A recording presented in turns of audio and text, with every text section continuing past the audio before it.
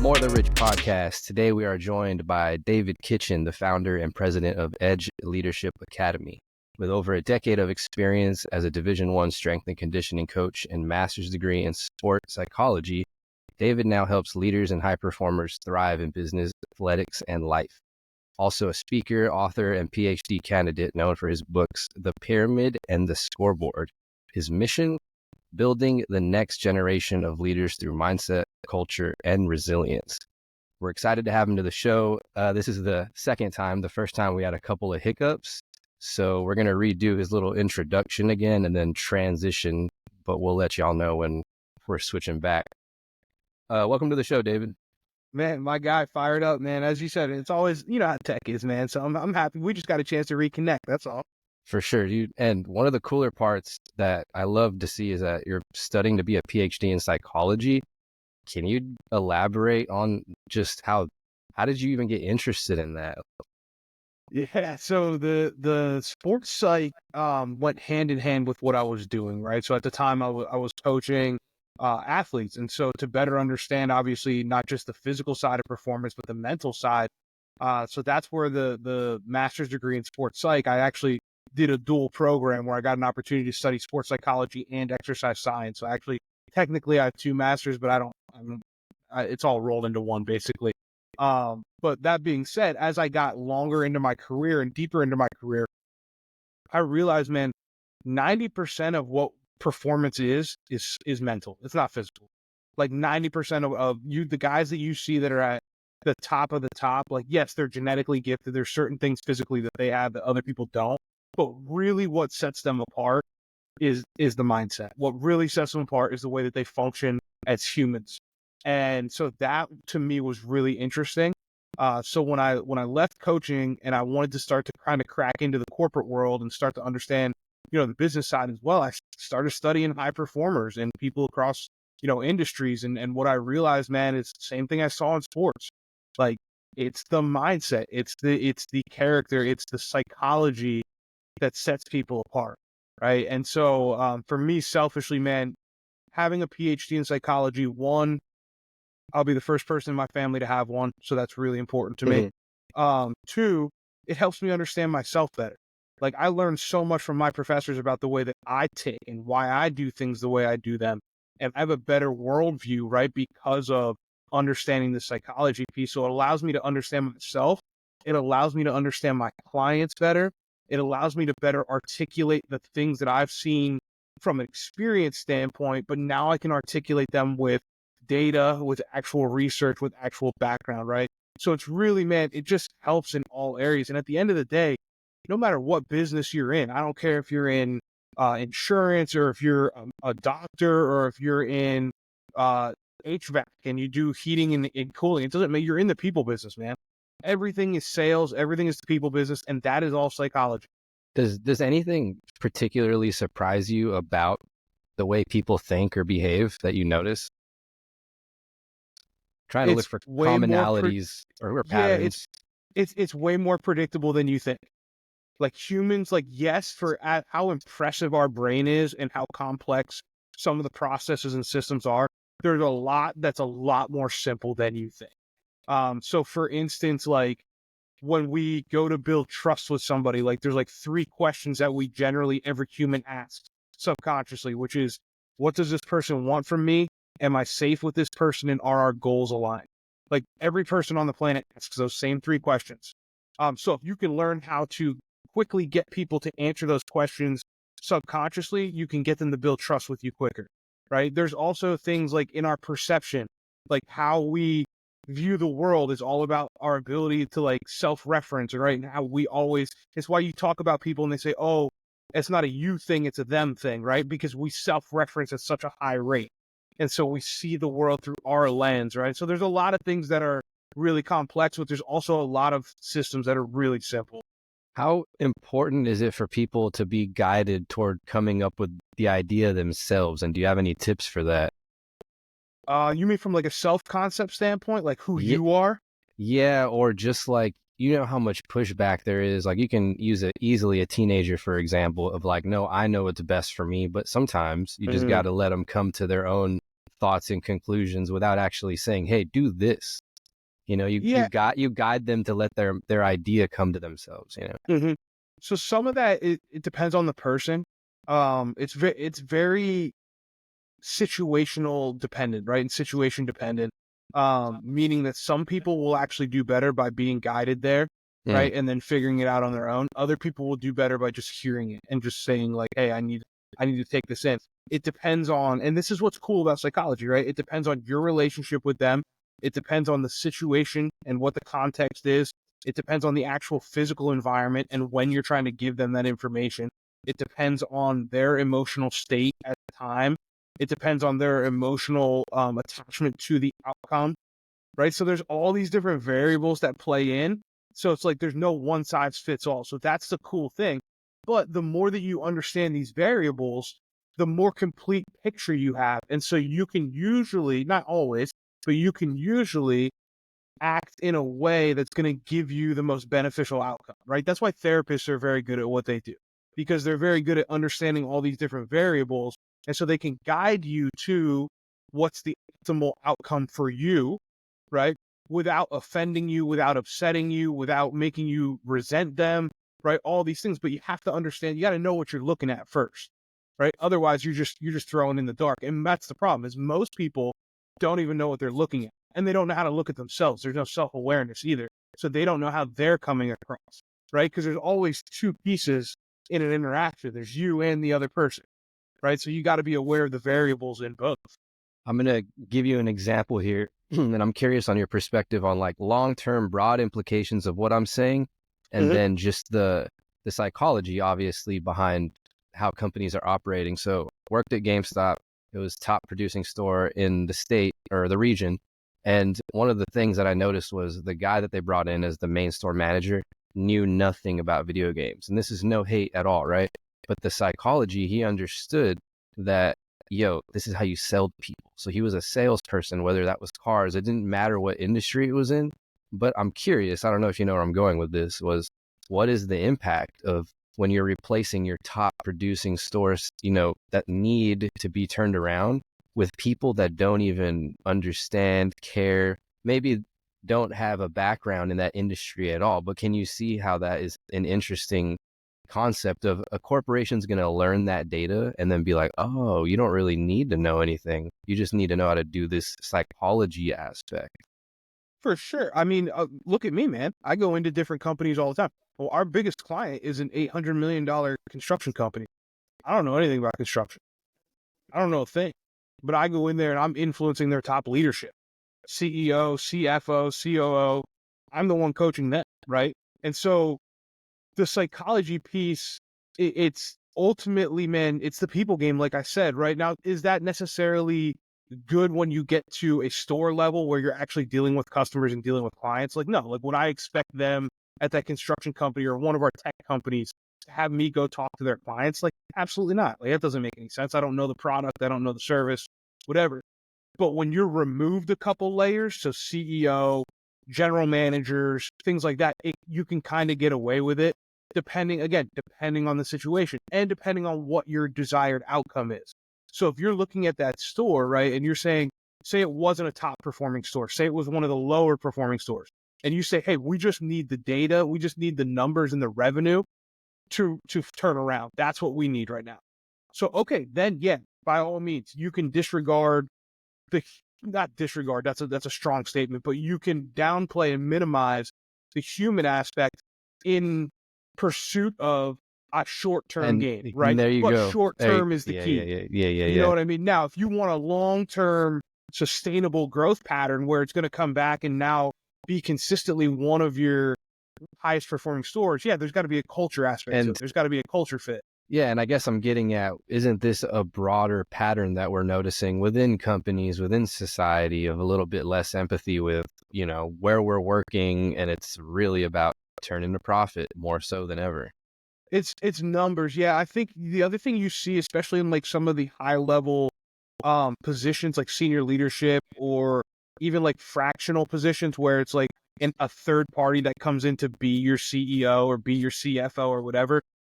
That's why you see those people that are like turnaround artists. Like that's what they do. Oh, they come into a company, for 6 months or 8 months. They turn it around. All the profits get better. Revenue goes up.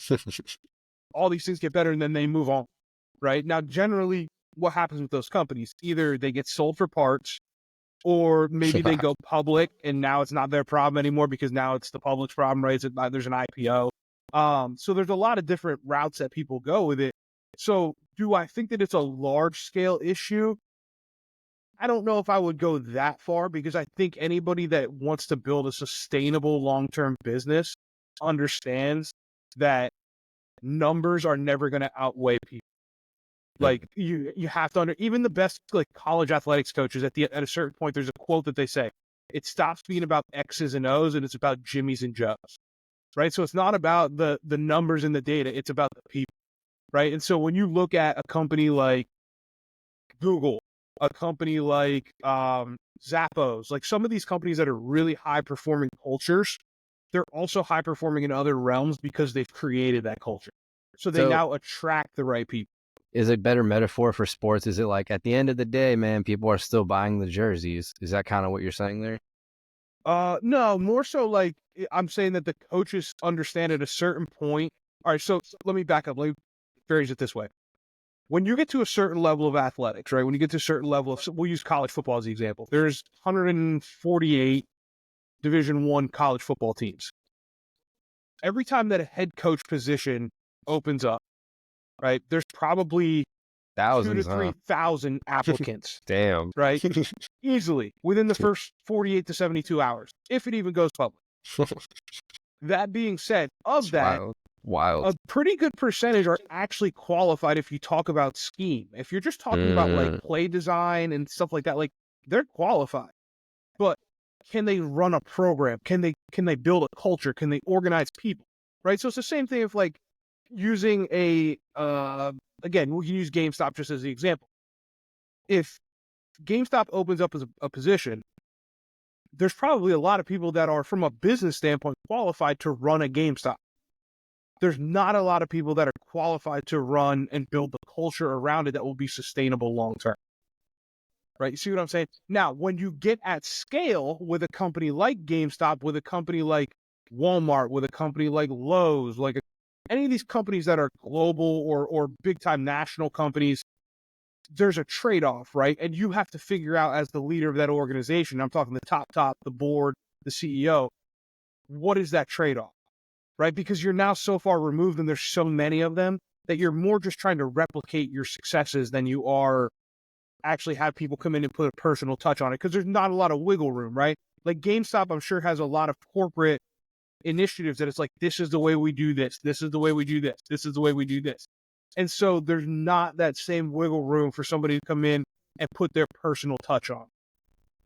Yeah, I get what you're saying. That would be like the difference between mom and pop, right? Obviously. Correct. Yeah. Interesting. Super interesting.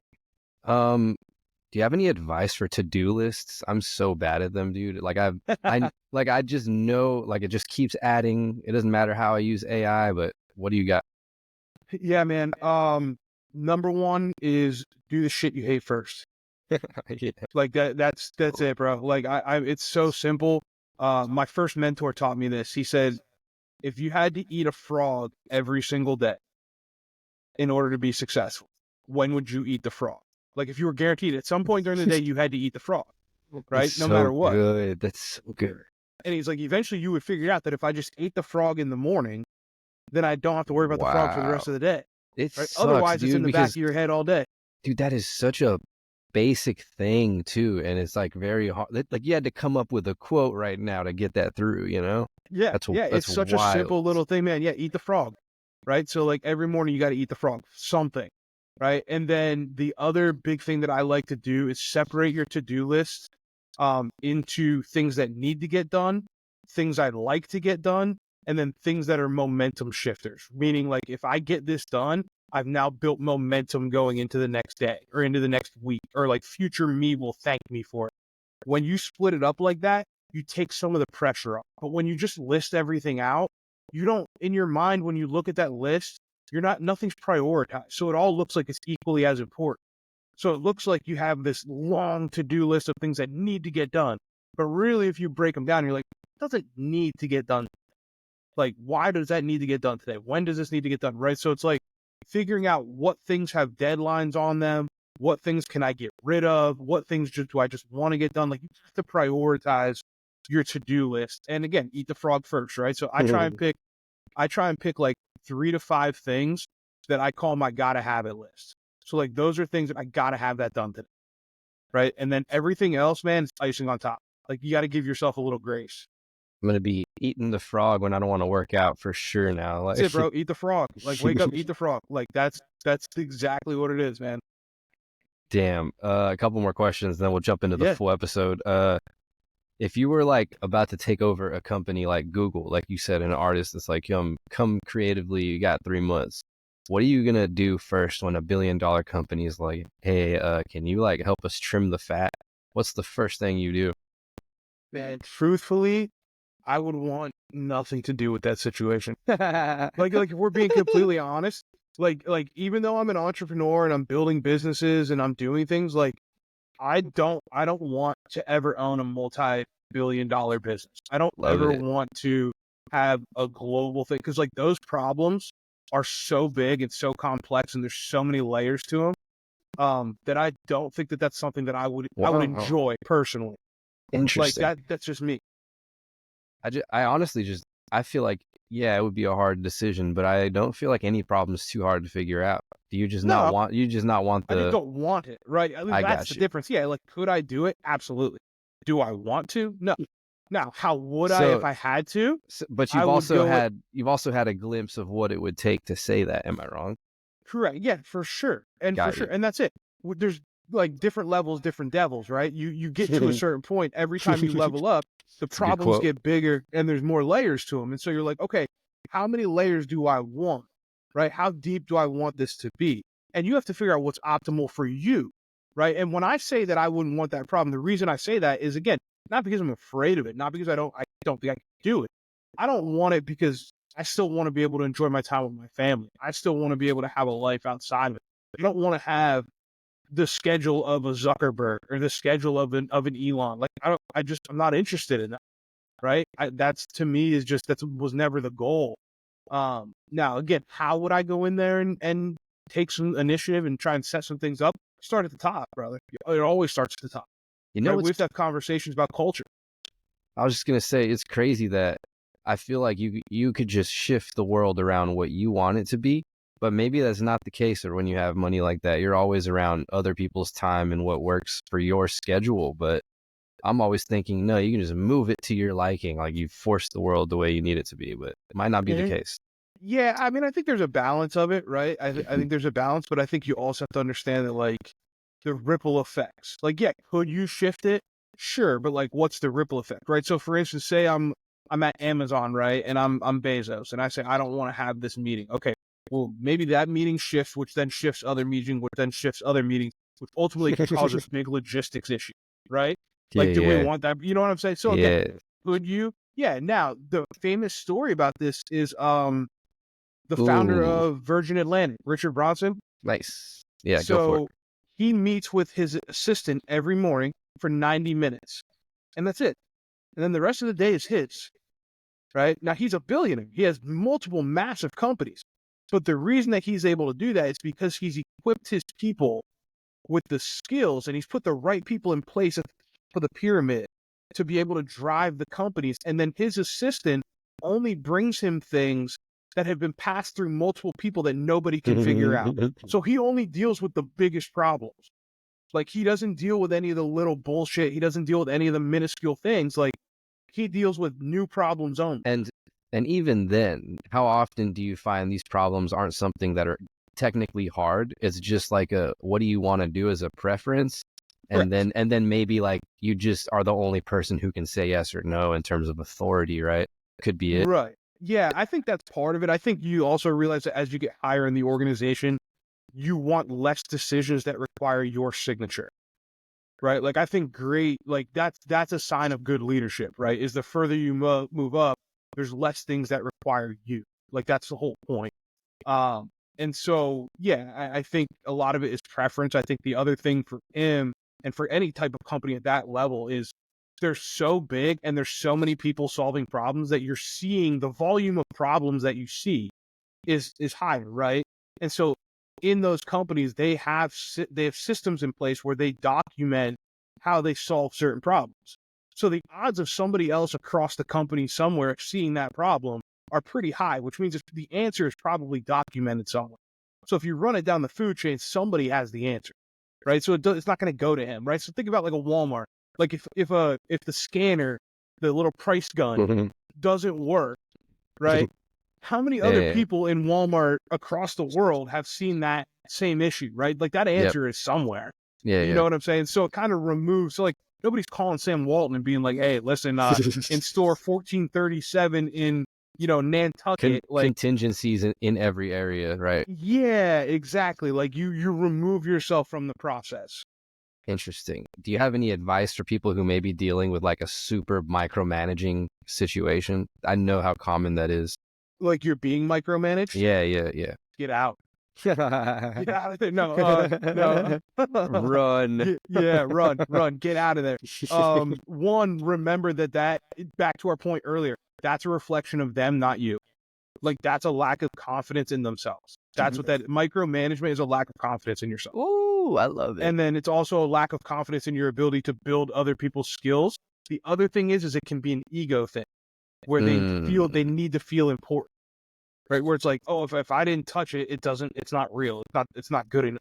Ooh. So just remember that it's generally a reflection. Like, dude, so much of the daily issues that we allow ourselves to get stressed out about with other people have nothing to do with us. Like they have nothing to do with us. It's them. It has nothing to do. I'm not absolving people of their blame or their responsibility in the world. Like we're responsible for ourselves. But at the end of the day, there's a lot of situations that are going on in your life where you think that it's about you and really it has nothing to do with you.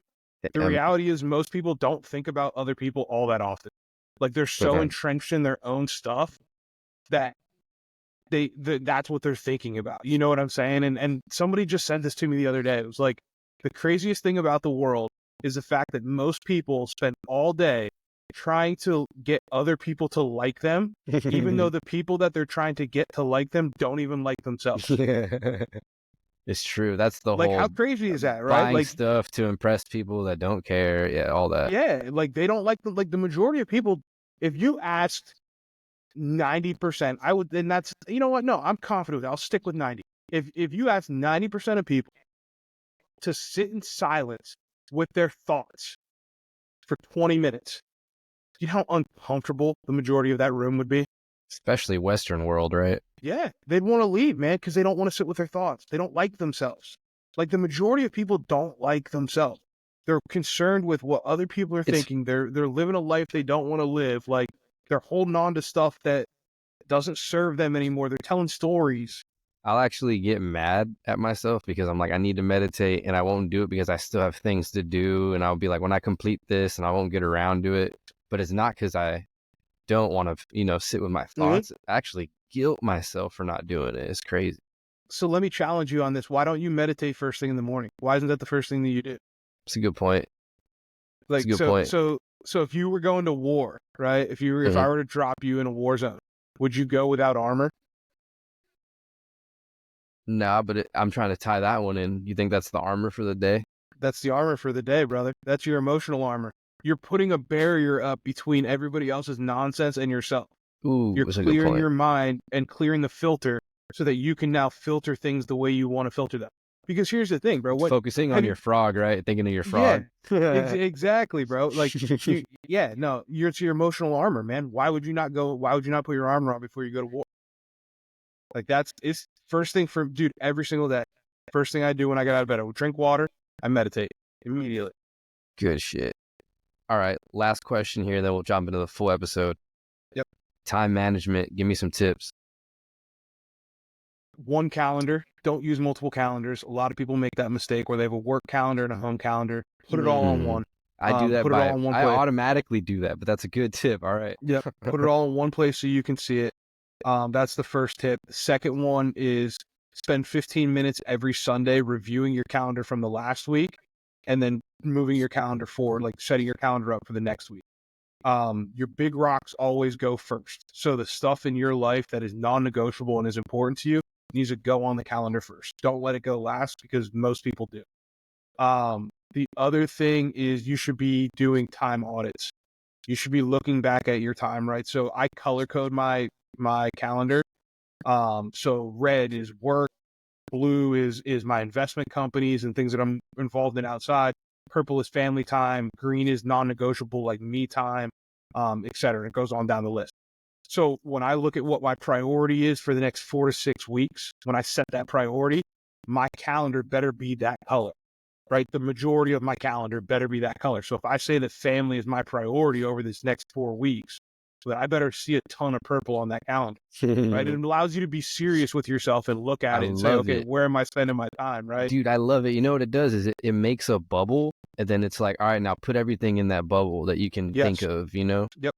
Yeah. And So because here's the smart. thing, man, if you don't tell the world what your priorities are and where you want to spend your time, the world will tell you. It'll just assign you something, and then you live a life by default, right? Like imagine if you didn't wake up with a calendar for the day. Like my friends make fun of me because everything's on my calendar, dude. My meals, workout time. Like if I have a phone call, like I'll send a Calendly invite to my friends. Like, bro, put it on the calendar. Like for instance, I'm playing the new NCAA video game tonight with one of my buddies. It's on my calendar. Like, I love it. because I Love it. want to know, man, where am I spending it's my most valuable resource. It's the one thing that I'll never get back. I want to know where it is every minute. Like I want to know what's going on. So Damn, those would be you my just tips, gave me bro. 2 different invention ideas. One is the physical calendar that has colors, and then 2 was like a QuickBooks, but for time. Yeah, love it. Seriously, it should, bro. It costs you money. It costs you money. Here's the last tip I'll give you for time management. This is probably my best tip. Every time you find yourself procrastinating or doing something that you're not supposed to be doing, write your future self and your future family. If you want kids and stuff like that, include them. Write them a handwritten letter and say, I am choosing this instead of doing XYZ. That's as bad as me looking in the mirror the other day and being like, "You're choosing this." Yeah. But sometimes you got to be honest with yourself. I'm Like, you know what choosing you're this. doing. You know what you're doing to yourself. I'll do that Yep. too when I can't stop something. You know. Yep. I mean, can you give any last thought? You give any examples when you get upset at yourself and how you talk yourself out of something, like realistically? Dude, honestly, it's something I'm still really wrestling with because I got demons, man. I got Mm-hmm. demons. Like I'm my own worst critic. I can be my own worst enemy. I was just talking to one of my close friends about this today that like I get sucked into comparison, right? And I get sucked into looking to my left and looking to my right. And when I get in that mode, I get hyper competitive. And when I get hyper competitive, I get really negative with myself. Nothing is good enough. Like if it's not a knockout, it's not a win, right? I want to win 100-0. And that slows me down, right? And so how do I talk to myself? I try very, very hard to be very conscious of when I start to get in those negative feedback loops and when I start to be too hard on myself and I start to say like verbally, like I'll say it out loud, like, bro, we don't say that to ourselves. We don't talk to ourselves like that. That's not you. You know what I mean? Or like Dude, ask so yourself, like, is that true? I relate so hard to that one. I'll literally be like, why are you thinking that? Like, what the is wrong with you? Like, I will get Yep. mad like that verbally, and I'm like, all right, it's gone. You know, I gotta stop it. I gotta stop it because I'll go down the rabbit hole, man, and I'll beat myself up. that's And it's easy. like, That is easy too. Mhm. Just FYI. Like, so yeah, taking the high road is to not entertain those thoughts, to be honest with you. Got to, man. It's not judgment, right? It's just like I try and remind myself that the goal every day is to be a little bit less wrong than I was the day before. That's it. And I'm sure you're gonna say like working out is the best way to tame those thoughts, huh? Yeah. I mean, I would say anything in your body, like anything where you get out of your head and into your body for a minute. And then second would be meditation. Third would be journaling. I think any of those things. Breath work's up there too. Nutrition falls in there too. People don't really 100%. think Yeah. about Oh my that, but gosh. yeah, Yeah. for Oh sure, my for sure. gosh, dude. Like if I go too heavy on the sugar and carbs, like I can tell a difference in the way that I think. I can tell a difference in the way, like my thought process, like, Yeah. you know what I mean? I'm trying to be cognizant of like, oh, I just fell asleep. What the hell? Like, what did I eat? Like, why am I Yeah. so sleepy? You know? Well, when you realize that like it all works together, right? That's Mm. the big thing. I never really realized. I had a boss that I worked for, that was super into nutrition and everything, and like we started to talk, and And he really educated me on a lot of it and brought it to my awareness. And I was like, oh, wow, okay, like these things have this impact on me. And it's different for everybody. Everybody's body tolerates things differently. I mean, there's some things that are blanket statements, right? Like you're going to feel like crap if you eat a bunch of sugary foods. Right? Like everybody knows that. Yeah, But there's other little like nuances that you have to figure out for yourself, right? So like, for instance, my pre-workout meal used to be peanut butter and something else, right? And then I found out like that actually doesn't make me feel great during the workout. Is it a good pre-workout snack? Yes. Is it sure. good for me? No. Right. And so you got to figure out like what are the things that work for your body, and it's mentally and physically. Like what are the things that make me think good thoughts? What are the things that make me operate my best? And for me, those are protein heavy meals, lighter carbohydrates, so like things that are easy to digest. So white rice, I honestly try and stay away from like real heavy breads and stuff. I'm not great at it. I mean, I was raised, my grandmother was an Italian, so like we had the pasta and bread night, right? But like now that I'm older, I try and like be aware of those things and how they affect my thought process and how I feel.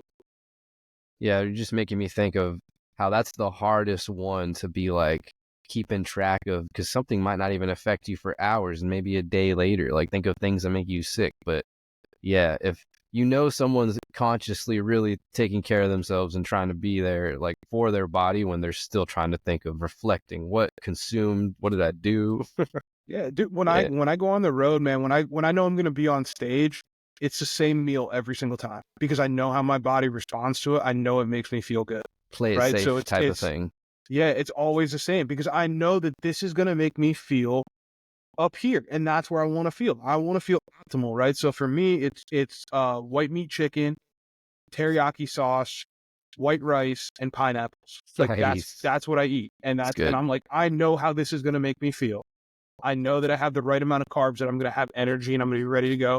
But I'm not gonna be so full that I'm gonna be sluggish and then get down on myself or anything like that. Like so again, it's just figuring out what works for you, man, and then stop making excuses, right? And I say that like I'm not ripped, I don't have a six pack, like I eat shit, you know what I mean?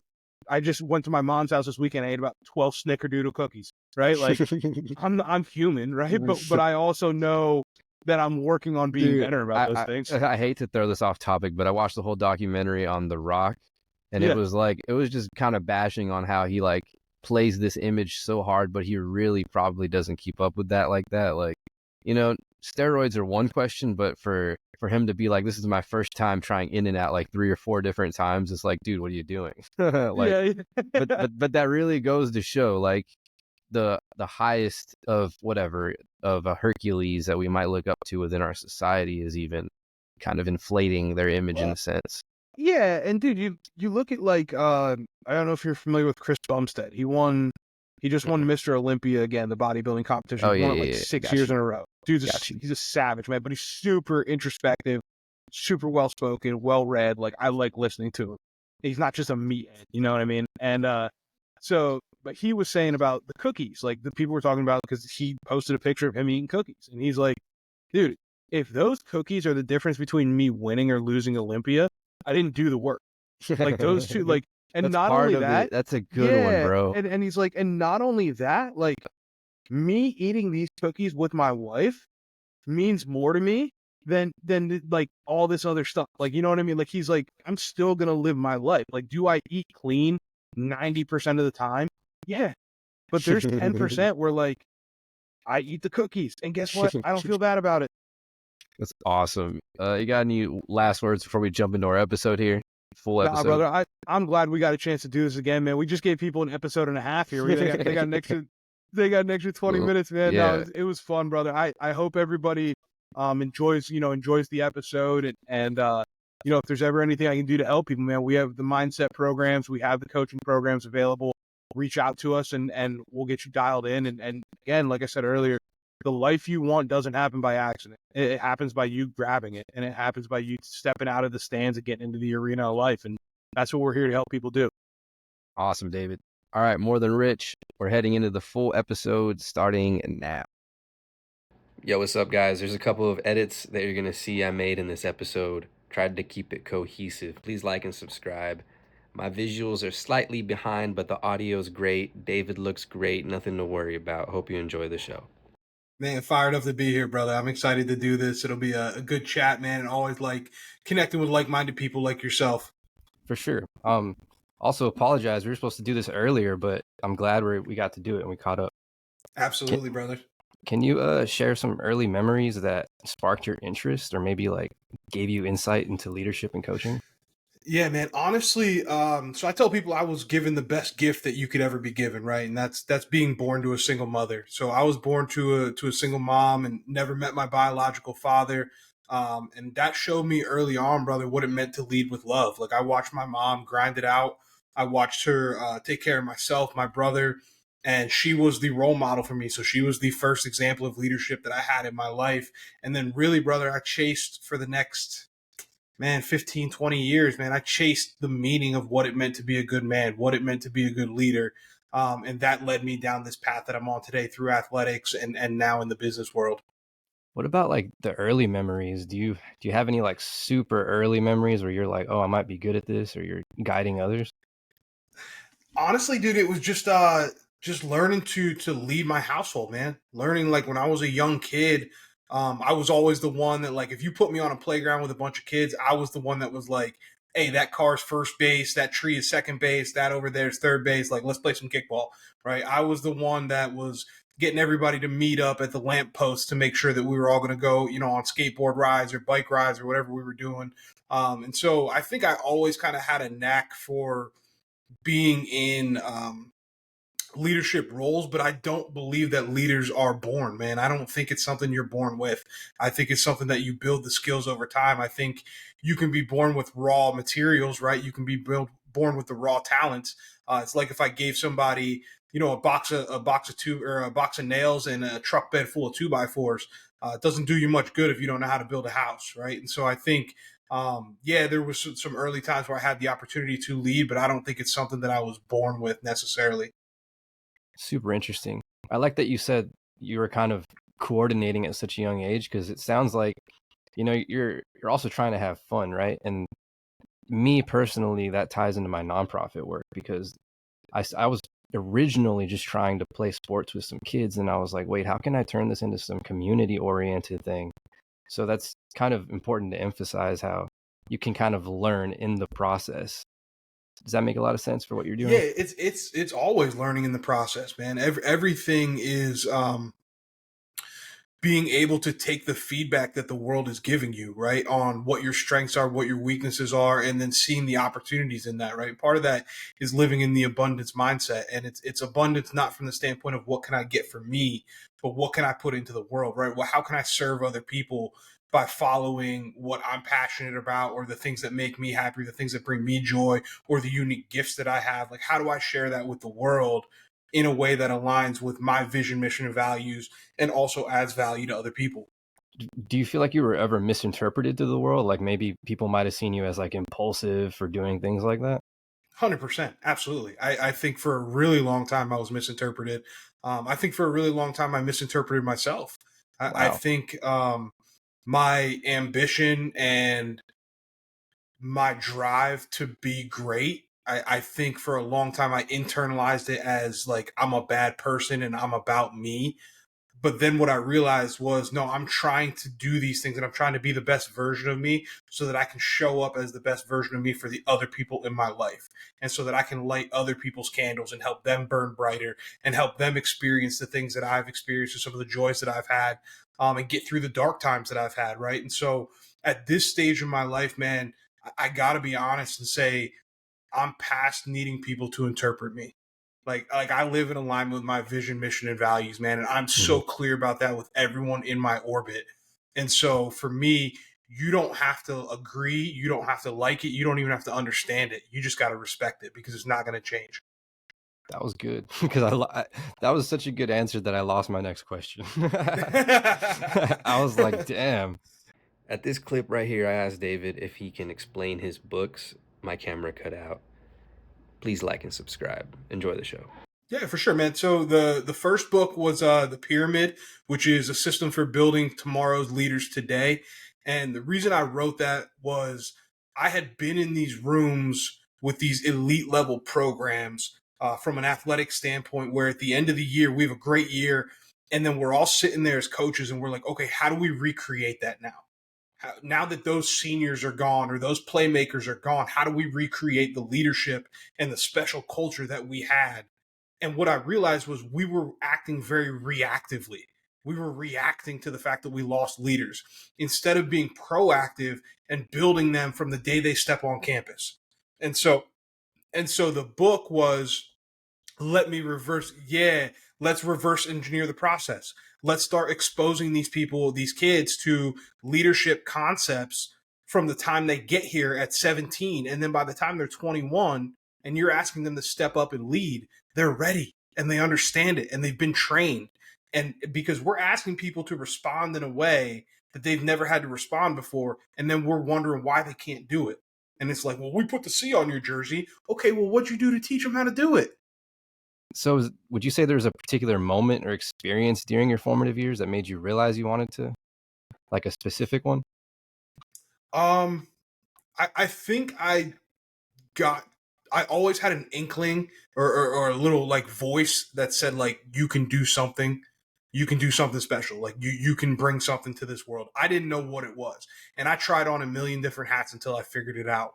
For a while I thought it was football.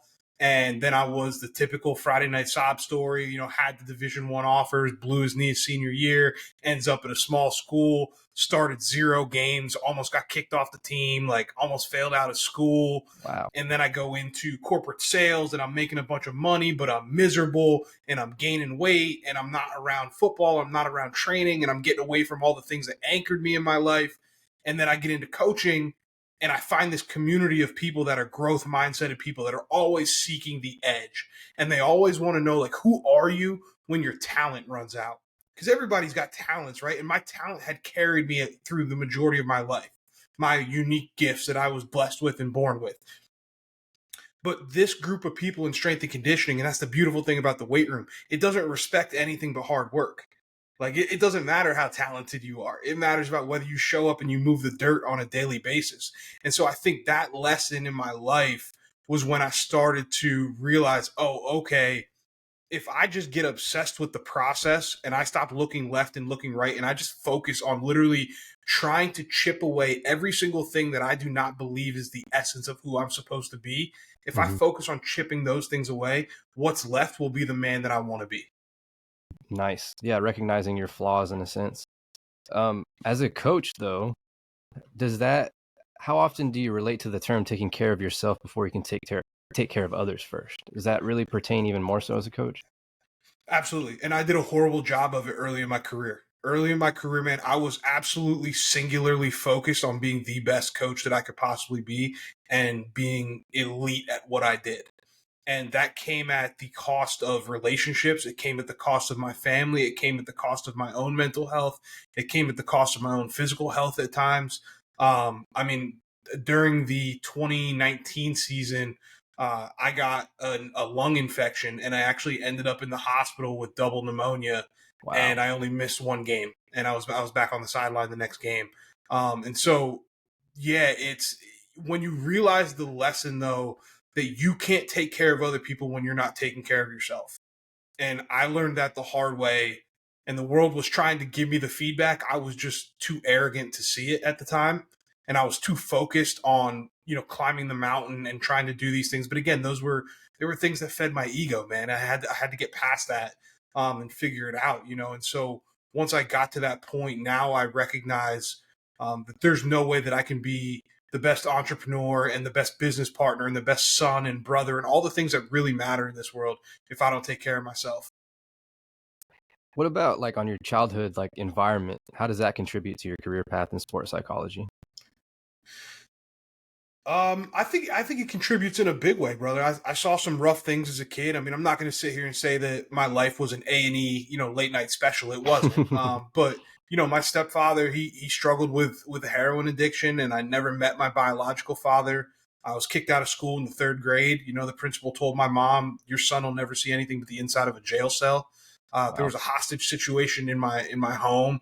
I mean, I saw some stuff, and so I learned at a young age as I got older, right, that those things didn't define me.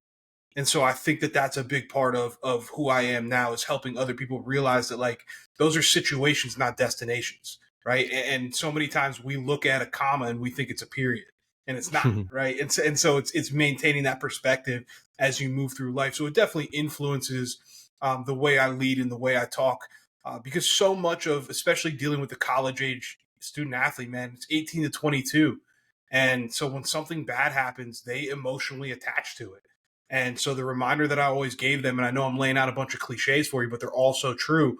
The one that I always gave them was, there's no bad movies, just bad scenes, right? You haven't seen the end of the movie yet. You don't know. And so you got to let it play out, right? So people ask me, what was the coolest part of being a strength and conditioning coach or coaching at the Division I level and doing all these things? And yeah, game day was awesome, man. But the biggest gift for me was the opportunity to teach perspective.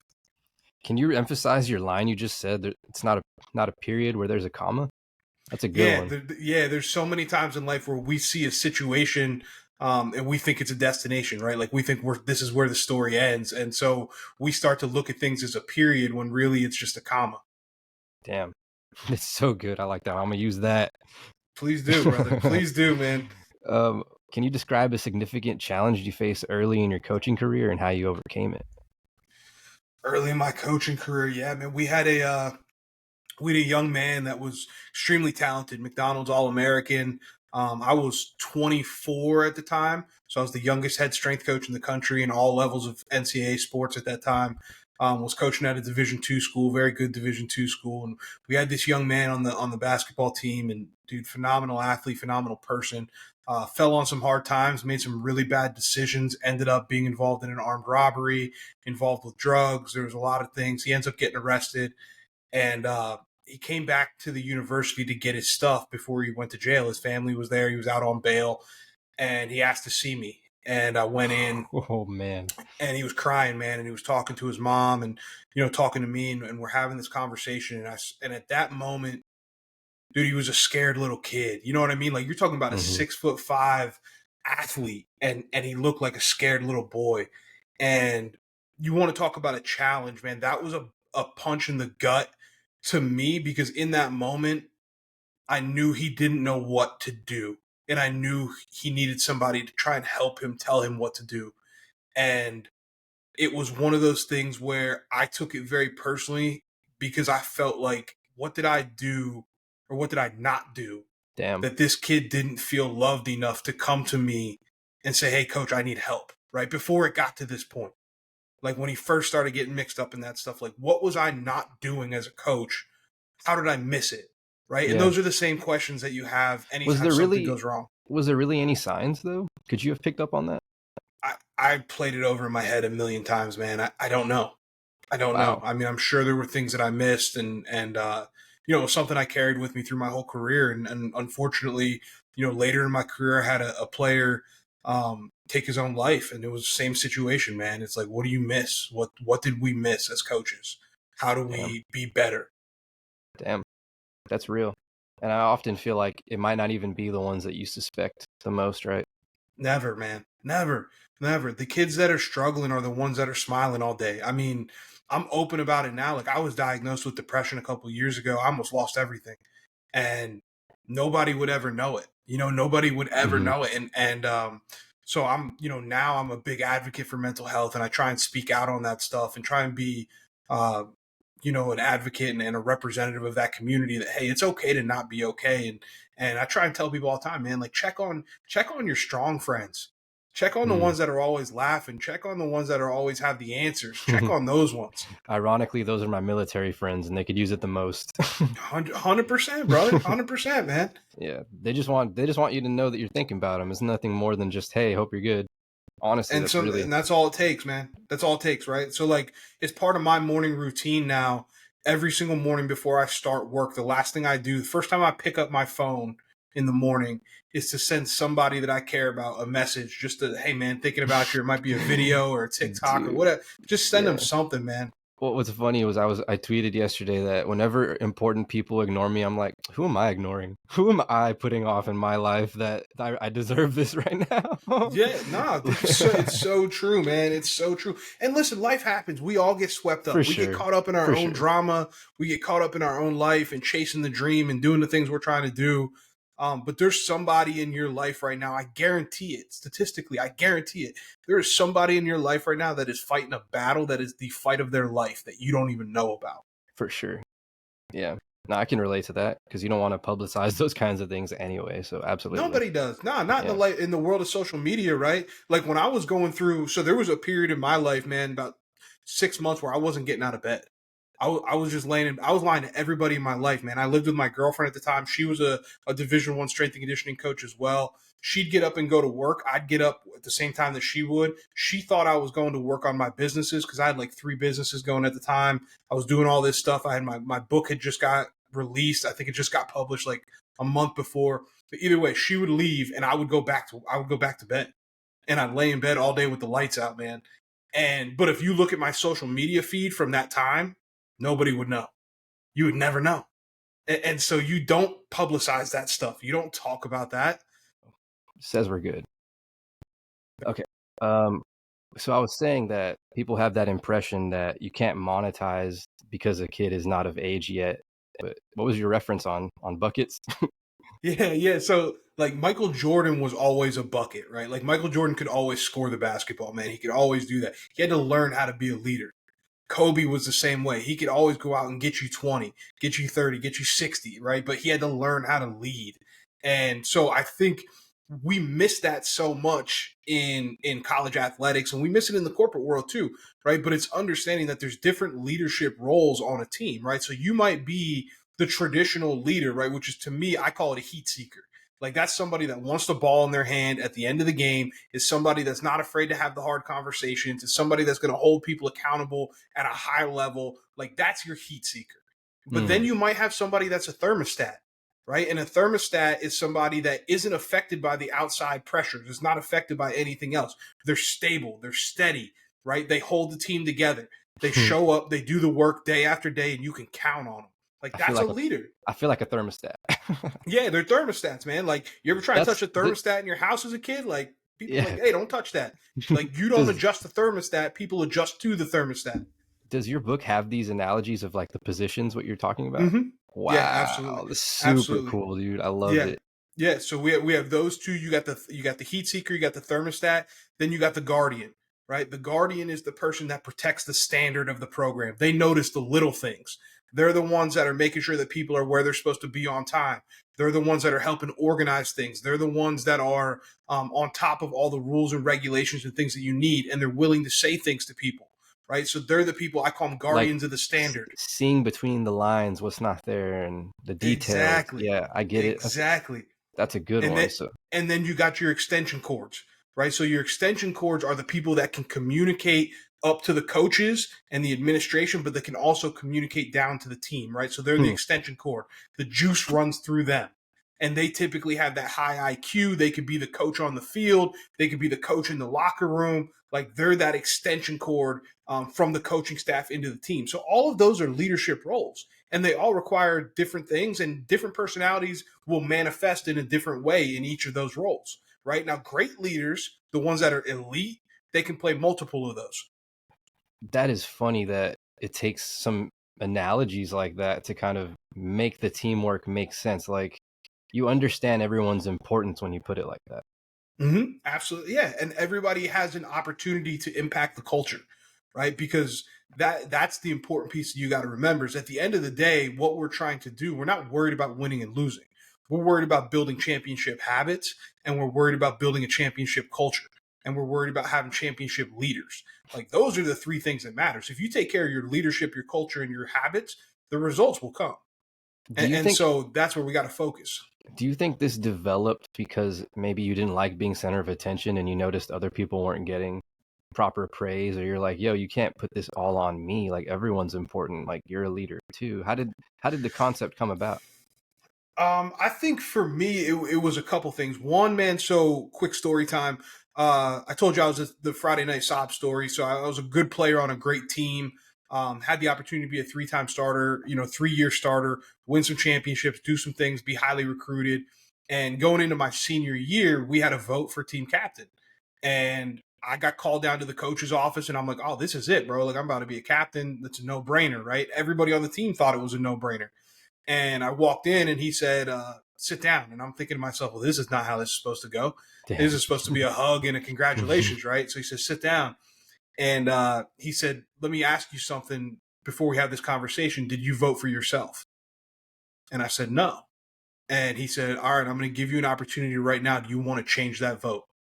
I've never done this before as a coach, but I'm giving you the opportunity. Do you want to change your vote? And I said, no. And he said, okay. And he stood up and he looked at me and he said, you missed it by 1 vote. You're not a captain. And I was like, damn, bro. Like, really?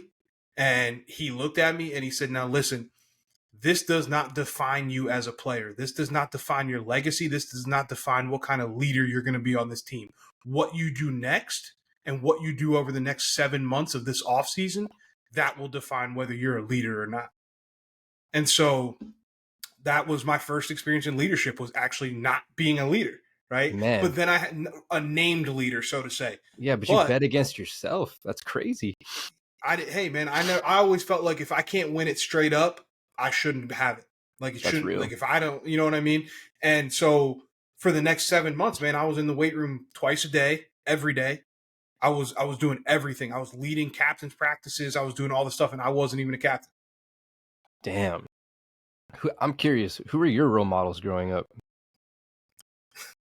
It's funny, man. It was my coaches. My coaches were like my fathers, man. They were people that looked out for me and did the right things. My best friend's dad taught me, everything, man. Taught me how to drive, took me to look at my first car. There was people in my life that helped me when I was trying everything in my power to go the wrong direction. They held on to me and didn't let me. And so, I had a lot of people around me. When they say it takes a village, brother, it took a city to raise me. I was hell on wheels, man. Man, I'm trying to relate to that because I honestly feel the same. I had a coach, and my best friend, they weren't the most well off. They didn't even have AC when I'd go to their home, but they would pick us up in this van that had battery acid, and we would sit on these batteries, and we'd go to this dirt field, and we'd throw this football. And then we drink these like hot Cokes because it was better than nothing.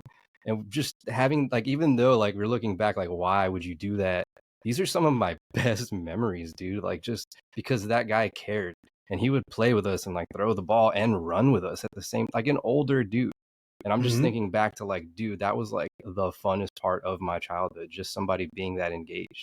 I still think about him. That's it, man. It's you know what? It's somebody showing you that they care. Right? It's somebody showing you that you're enough. Because here's the thing, whether you want to admit it or not, like, and I know for me personally, for a long time, I was trying to outrun the fact that I had a thought in the back of my head that I wasn't good enough. Like that's what was driving me for so long, was this I'm going to show you thing, right? To the dad that I never met, to the dad that chose the needle over his family. Like, watch what I do and I'll show you that I'm enough. Right. Damn. And that's such a twisted mindset. That's not right. But that's what gets ingrained in us as kids. And so to have people in your life, like my friend's father, like your friend's father, that show us that, hey, you are enough, man. And you are worth it. It can change a lot of things for a young man or a young woman. Yeah, definitely. How have you navigated the pressures of being a leader in both sports and business? I lead with character. Like I genuinely have made it such a point in my life to be honest about everything and to show up scars and all. Like, I am who I am, and I lead from that point. And I think when you lead with authenticity and you show up for yourself, you show up for the people around you, and you own your story, people respect that. And they understand that it's real and it's raw, and I'm not a guru. I'm not, you know what I mean? I don't preach from a supercar or a yacht. Like, I'm always in the trenches, and I try and tell people, like, I'm not talking to you from a mountaintop. I'm walking in the same valley as you. I'm just a few steps ahead with a flashlight, right? That's all. That's the only difference between me and you. Yeah. I've made the mistakes. I've done it. And so I think those things, both in the athletics world and in the business world, people respect that, man. And then at the end of the day, as long as you're doing the work, like that's the big thing. So when I look at my life and the values that I fight for and that are non-negotiable in my life, I'm honest. I will, if it's uncomfortable, I need to say it. And so I'm not the friend to ask if that shirt makes you look fat, right? Like, because I'm going to give it to you. You know, I'm honest about everything always. Here's a good question. But go ahead. Now, I was just going to say, are there any misconceptions as a coach that you would love to address? Maybe like students might have, you know, that maybe they don't even, maybe you've never talked about it. The students impact us more than we impact them. I've learned more from the student athletes that I've been around than I could have learned from a million books. I learned more about myself. They challenge you because if you're really committed to being a good coach, if you're really like, when I'm talking like it's who you are, like in your core, man, like you want to be a great coach, then it challenges you to learn how to communicate to other people that may be complete opposites of you, right? Like you have to impact this person. I love it. No, that's a super good answer. I never really thought about that, for sure. And they change you, man. I think even the people who have the best messages deal with that as a problem too. Mm-hmm. Interesting. Absolutely. I'm so much more empathetic for having coached for 10 years. Like I'm so much more empathetic. I've learned to relate to people and be able to communicate. Like, how do I get as a 300-pound black man with tattoos and earrings and chains? How do I get an 18-year-old female from, you know, the Hamptons or, you know, rich side of New Jersey to want to come in at 6 a.m. and absolutely work until she can't work any harder? Like, you have to have some finesse to do that. You have to have some emotional intelligence, right? And then be able to also have a conversation with her about her mom's Labradoodle, right? And then, and still, you know what I'm saying? Like, there's levels to this. Yeah, there's levels to it, man. Yeah, how much do you actually care about the person, huh? That's a good 100%. Point. I had flashcards when I first took my first Division I job. I had flashcards of every player, their name, their hometown, and something that had nothing to do with sports about them, and I learned them all. That's cool. I love it. That's a really good effort there. I don't think I've ever heard that. What's the toughest team dynamic you ever had to fix? Any strategies? Man, I worked with a program that brought in a lot of transfers, a lot of junior college, a lot of fifth-year guys, and it was a really broken culture from the standpoint of nobody trusted each other. There was no trust. There was no trust throughout the whole room, and it was one of those things where it was a constant battle for me to get these dudes to trust each other and to get these guys to buy in. And the biggest thing, man, is when you're setting a standard, there's two pieces to it. One, you have to meet people where they're at. So you have to understand this isn't going to change overnight. But then two, you also have to be ready to dig your heels in and say, you will not outwill me. Like, you can get mad at me. You can get mad at each other. I'm still going to love you. I'm still going to show up and I am still going to be here and want the best for you guys, no matter how you feel. And once you do that over time, what you learn is now I can start to create what I call threshold moments, right? So moments where we're moving the baseline and we're not going backwards. So things like, we had a young man, he shared a story about his sister that had never left the hospital. She's 16 years old, had never been out of the hospital. And he shared that story in front of the team because I challenged everybody. Like, people joke with me, but I say I hate small talk. Like, I make big talk. And so I challenged him, hey, tell the team something about you that they would never know. And he shared that. That was a threshold moment. You don't go back from that. The team, and now there's a level of trust, right? Yeah. So you start to create those threshold moments. And they're not all like raw vulnerability, honesty moments. It might be somebody digging deep on a hard last set and the whole team being there with him. Like, that's a threshold moment. So you create those threshold moments. And as a coach, you start to learn how to manufacture those. And so those are the things you do to start to build that trust and then move forward. And at the end of the day, it's just, you won't outwill me. No matter how mad or how fractured you guys are going to try and be, I'm going to love you and I'm going to put the team first and I'm going to keep trying to pull us together. I think that also speaks to how many people might not have anybody to tell things to, right? And not only that, but you made me consider you have to have a huge tolerance for what you do to not just give up on somebody, because that could be a lot to deal with, or tons of pushback week after week, coming back to the same attitude, you know? I loved it, man. I loved it because I was that guy. You know, like not in high school, but when I was in college, man, I had such an attitude problem. And I What would had have got through coaches to that just you? loved me. I don't mean to cut you off, but what No, would no, have no, got through to you're what good. would get through to you? Just dudes that didn't give up. Like I had a coach that just like he wouldn't quit on me, man. And he told me at one point, "You need football more than football needs you." Wow. And that got through to me, you know? Like he refused to let me drown. Even so, even after I got medically disqualified after my sophomore season, blew my knee for a third time. Doctor said we can't fix it again. So you're done. So I went in, you know, I told the coach, I hugged him, I cried in his office. And next thing I know, man, I'm getting letters about internships and stuff like that. Like this dude would not let me die. I didn't apply for those things. He Wow. sent me to London to study abroad with the team and set me up with an internship in Europe Wow. because he wanted me to stay close because he knew I needed it. And he just refused. Like he was like, I'm not going to let this guy go off the deep end. Dude, that's pretty inspiring for real. Like for my own nonprofit work, I'll keep that in mind if something ever like that comes up. Like Dude, you'd be surprised what a letter could do, right? 100%, man. And you just don't give up on people. Like there's so many student athletes.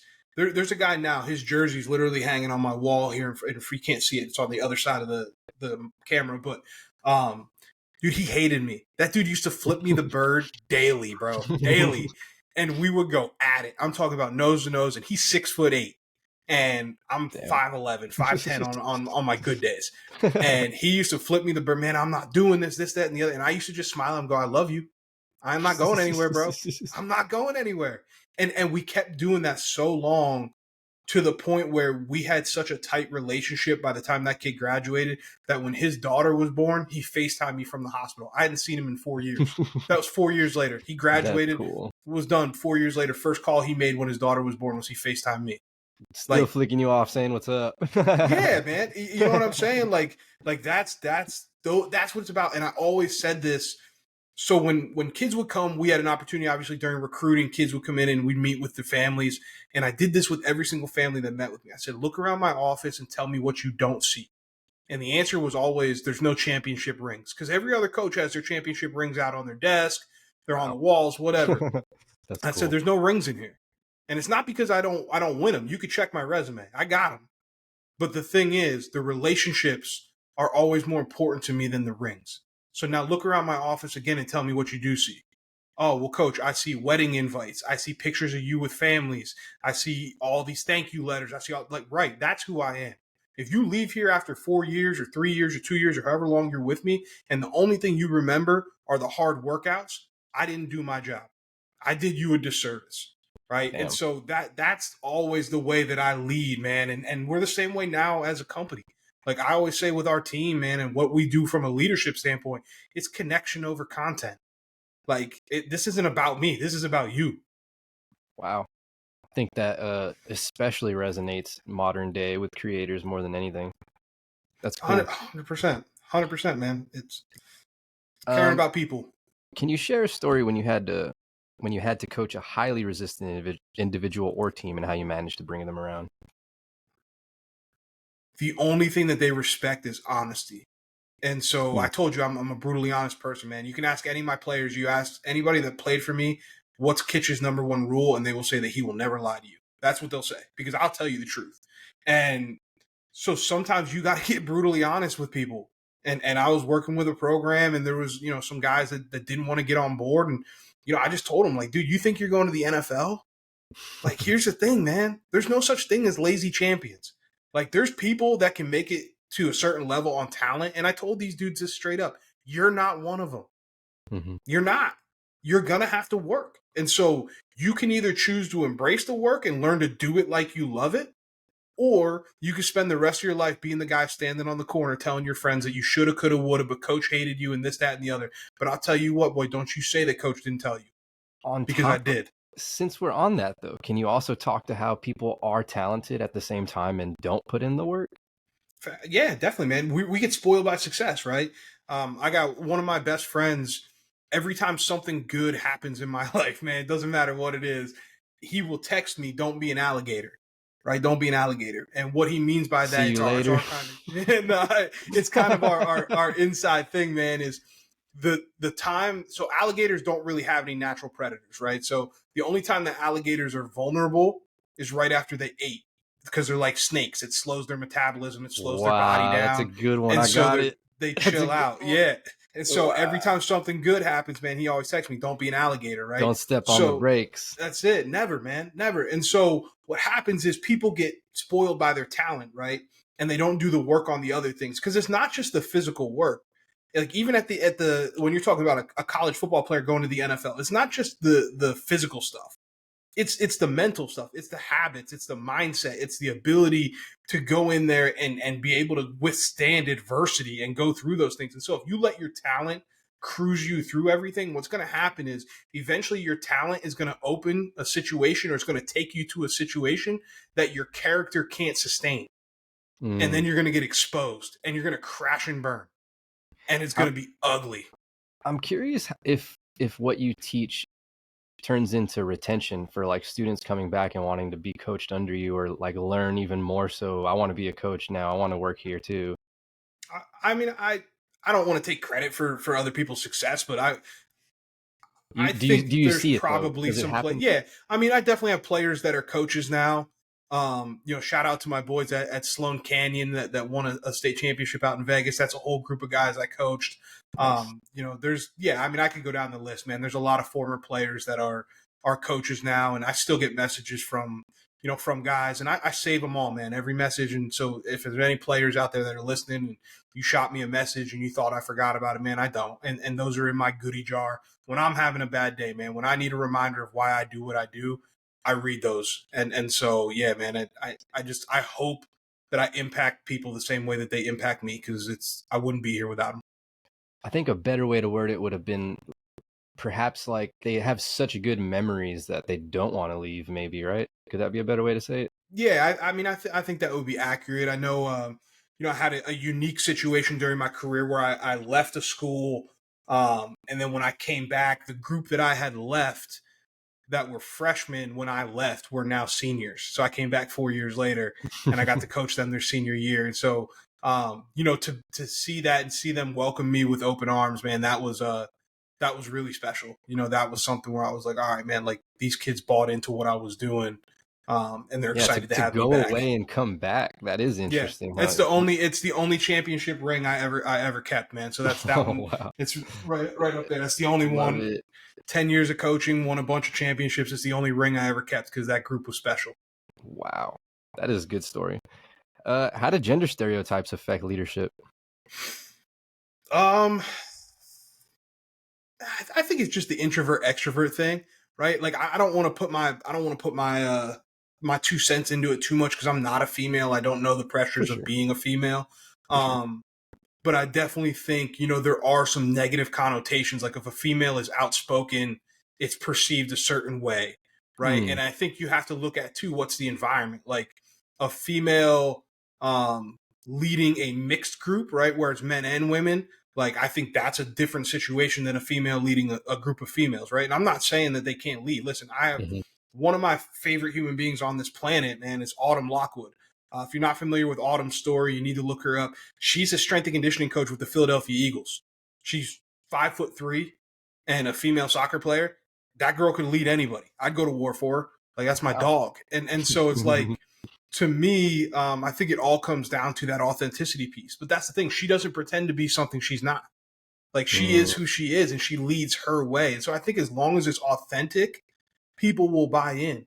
And I'll be the first to say, man, I've coached, like I said, I got players, former players that are in every major professional sports league.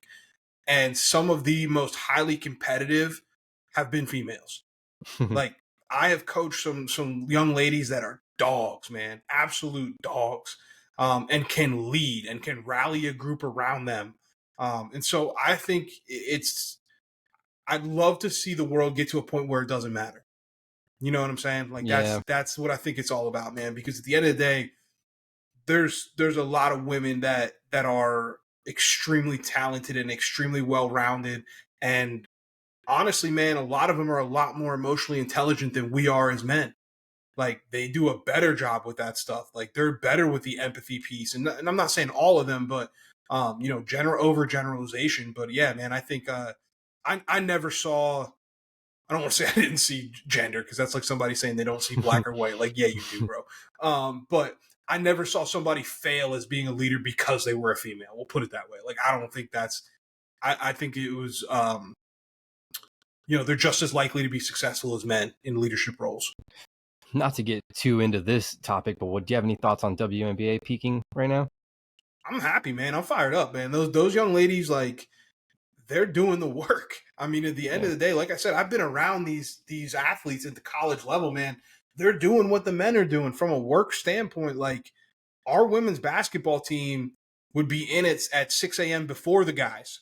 The guys would come in at 8. The girls were in at 6. And they came in and got after it, man. Like, they're not afraid of anything. And so I'm so happy to see it getting a platform, and them getting the opportunity to showcase their skills and do what they do. I think it's good for sports. And at the end of the day, man, I just love greatness, right? So I don't care whether it's green, black, purple, yellow, man, woman, trans, doesn't matter to me. Like, greatness is greatness. And so if it gives an opportunity for us to shed light on more greatness and more great stories of perseverance and, leadership and all those things, man, then it's good for us. It's a good ass point, because when you talk about bias, it's like there's no undeniable, like, you can't deny when somebody wins something or they're the best at something, right? Like, that's what's beautiful about sports, man.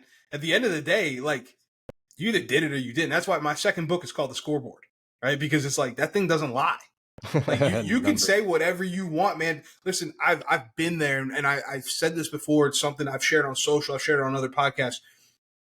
The most vulnerable and raw feeling in the world, but it's one of the most beautiful feelings in the world, is when that clock hits 0 and there's 100,000 people looking at that scoreboard, and you either did it or you didn't. Like, damn. There's nowhere to hide. You can't go anywhere. Yeah, the most extreme example, I guess, would be the Super Bowl, literally, right? Where the whole world is watching. Yep. You either did it or you didn't. In your books, you talk about creating systems for success. Can you give an example of one such system and its impact? Yeah, that's the Scoreboard, man. That whole book is about systems. So what I realized throughout my life is that nothing happens in a vacuum, right? Like, we all think that we have these different areas of our life that we can just separate and they don't affect each other, but they all play together, right? So what I mean by that is, like, I look at things as one big system and an integration, right? Where they're all combined. So my mental health impacts my physical health, impacts my nutrition, impacts my work, impacts my ability to be a good son, brother, et cetera, right? Like, they're all connected. And so when I look at systems, I look at it from a standpoint of, how do I build processes and how do I build like an order of operations and a way that I do things that I can repeat over time and tweak as I level up in my life and as I go through different seasons of life, right? So one of the systems that I use particularly is, there's 2 big ones that I use. I'll talk about the first one, then I'll get into the second one. The first big system is what I call my audit. So every year, I do a 360-degree audit of myself, and I do that. That's the big one that sets the goals for the year, breaks that into chunks. But I audit every area of my life. So I'm talking about my friendships, my mental health, my emotional health, physical health, sleep, nutrition, work, finances, every single thing, my hobbies. I audit everything, and I ask myself, am I getting the results that I want to get in this area? And I score it, right? Because if you can't measure it, you can't manage it. So I put it on a scoreboard, and I'm very honest with myself. Like, hey, here's the things that's going on in my life. And so I have that big audit every year. And then every quarter I do a mini audit where I go through and I review those goals. I review those checklists. I review those scores. And I say, hey, have I done anything to change this? Because here's the thing. You can say you want to be great, but if you haven't done anything to change it, nothing changes until you change. Right. So if I didn't change it, then I know I have to reshuffle my priorities. And then the second big system that I use that I really like is what I call a priority sheet. It's just I think of life in a series of sprints. Like, we all think about marathons. I think about it as a series of sprints. So some people will say, like, oh, bro, I'm locked in. And I'm like, okay, what does that mean? For how long? Like, what does that even mean? Right. So to me, when I say I'm locked in, it means I'm clear on my priorities. So I have a sheet, and I have 2 of them really. I have one for my businesses and then one for my whole life. And it literally says on that, what's the start date and what's the end date of this sprint. So for example, every year we do 2 to 3 tours throughout the year that are like 9 weeks a piece, where I'm on the road speaking, doing workshops, whatever we got to do, meet and greets, all that stuff. And so going into those 9 weeks, I'll sit down and I'll fill out a priority sheet of like, okay, what are the things that are the highest priority for me in the next 9 weeks, right? And so it might say for the next, 4 weeks leading up to the tour, to the date that we leave, my number one priority is my physical health to make sure that I can make it through the tour, right? So that means I got to be eating right. I got to be sleeping right. That means that my social life, which is on the opposite end of that, now has to become like my bottom priority. Like it's least important to me, right? And then second becomes like family time, because I'm not going to see my family, right? Third is business development or business growth, because we already have our next 9 weeks lined up. So I got to trust my team to do their job, that they're filling the funnel. So when I get back, we got more stuff to do.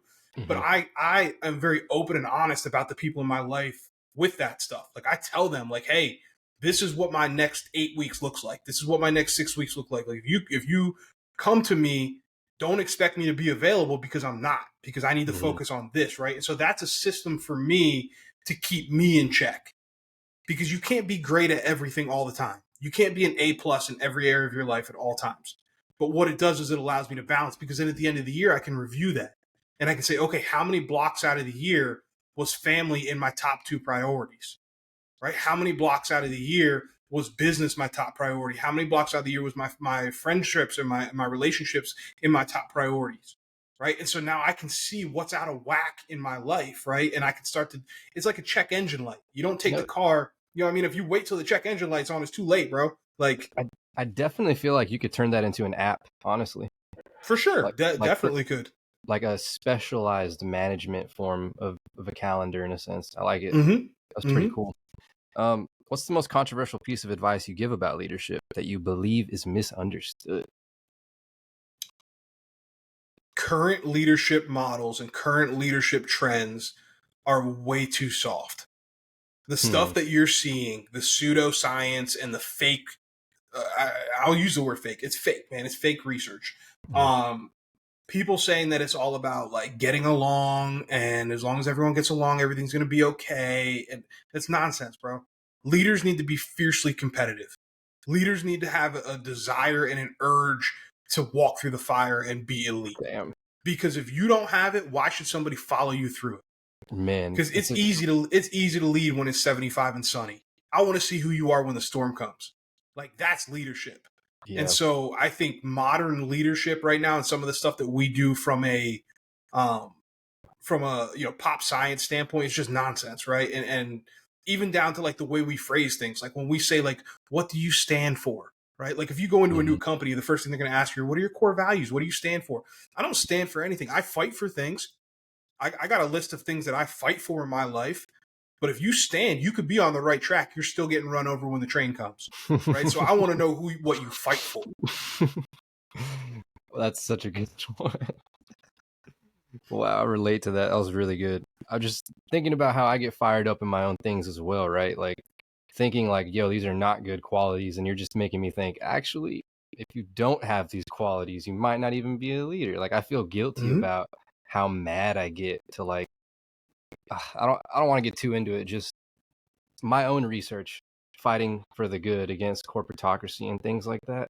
That kind of stuff gets me going. Like I get so mad, dude, because I just see our freedoms dwindling like daily.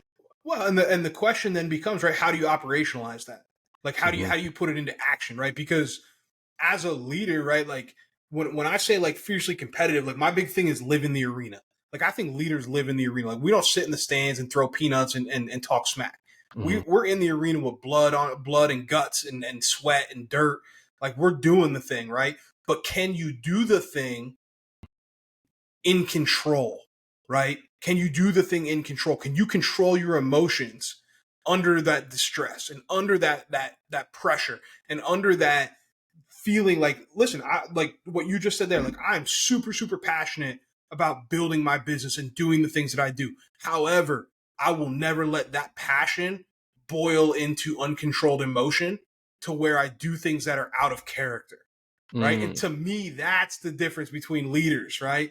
Because there's dudes that lose their minds. and they go out and they take a bunch of action, but it's action that's not directed in any certain direction, and it's driven by emotion. And so it's not rooted in fact, it's not rooted in real beliefs. It's rooted in your emotional beliefs, right? Like I tell people all the time, emotions are information, not instructions, right? And we all think that emotions are instructions. We think emotions are telling us what to do. I'm frustrated, so I'm going to flip this dude next to me, the bird, in traffic. No, you're frustrated. That's all it is. Can you ride the wave? And then can you choose to respond in a way that moves you closer to your vision, mission, and values with respect to the people around you, right? Like to me, that's leadership. Yeah. And wow, you just made me think about money too, right? Like how that can be a bad disillusion decisions as well for somebody that's acting emotionally. If you have a lot of money and you're doing that, oh my God. You're out of control. Yeah, you're out of control. Dude, money, power, fame, none of those things fix your character. They reveal it. They exacerbate. That's all. And they give you more confidence to act like who you really are on the inside. Yikes. Wow. How do you tailor your coaching techniques for creatives versus more analytical personalities? Everybody learns different. What's that? Everybody learns differently, I'm sure. Everybody learns differently. And I think when I'm coaching somebody that's super creative, I'm a creative person. Like I'm not an analytical person. My business partner is analytical. I say all the time, like if it has an Excel spreadsheet attached to it, there's a 90% chance that I don't even open the email. I just send it to him. Like I'm like, bro, I'm good. Like that's not my thing. Yeah. But from a creative standpoint, I lean into that, right? So when I'm working with people that are creative, what I try and do is give them frameworks that allows them to be creative within guidelines, right? Because sometimes as creatives, we have a tendency to spin off, right? And start getting into like things that are outside of the scope of what we're trying to get done right now. Are you making fun of me, bro? Nah, bro. Hey, look, I'm one of them. I'm one of them, man. I know this. I have to give myself guidelines because I know what'll happen. And so when I'm working with creative people, what I try and do is give them, like I said, those frameworks. So it's like setting up guardrails. You can do anything you want inside these guardrails, right? It's just going to help you refocus. And I think you have to have anchors. So that's a big thing when I'm coaching people is giving them anchors, like how quickly can we get back to neutral? Because the other thing that happens when you're creative is a lot of times you're susceptible to strong emotions because you get these waves of creativity that are really fun. And so it teaches you to ride the wave of an emotion, right? And really that's not what we want to do. So I have to help them learn, okay, how do I get back to neutral and then make decisions from there, right? Without losing my creativity. I don't ever want to take that away from somebody, but how do I now harness it so that it's going in the direction that I want it to go? Because that's why you have things like tortured artists, right? Like you see people that are hyper creative and they just spin off the planet. And it's like, how did that happen? Well, what happened was there was no systems in their life. There was too much freedom, right? Discipline equals freedom. So the more disciplined you are, the more free you can be to be you and create at a really high level without the risk of spinning out of control and doing things that you don't mean to do. That's a good quote. I'm like, where'd you get that one from? that last line is good. For real. The just no direction, spinning out of control, the psychology behind it. I think there's a lot to unpack. Man. There's a lot to unpack there. All right, diving into team dynamics and psychology. How do masculine and feminine dynamics play out in team sports, and what lessons can corporate teams learn from this? I think it's just KYP, right? Know your personnel. Know your personnel. And so I think it's anytime you're trying to move a group, whether they're men, women, children, doesn't matter. When you're trying to move a group towards a place that they've never been, you have to know their motivations. You have to know their goals.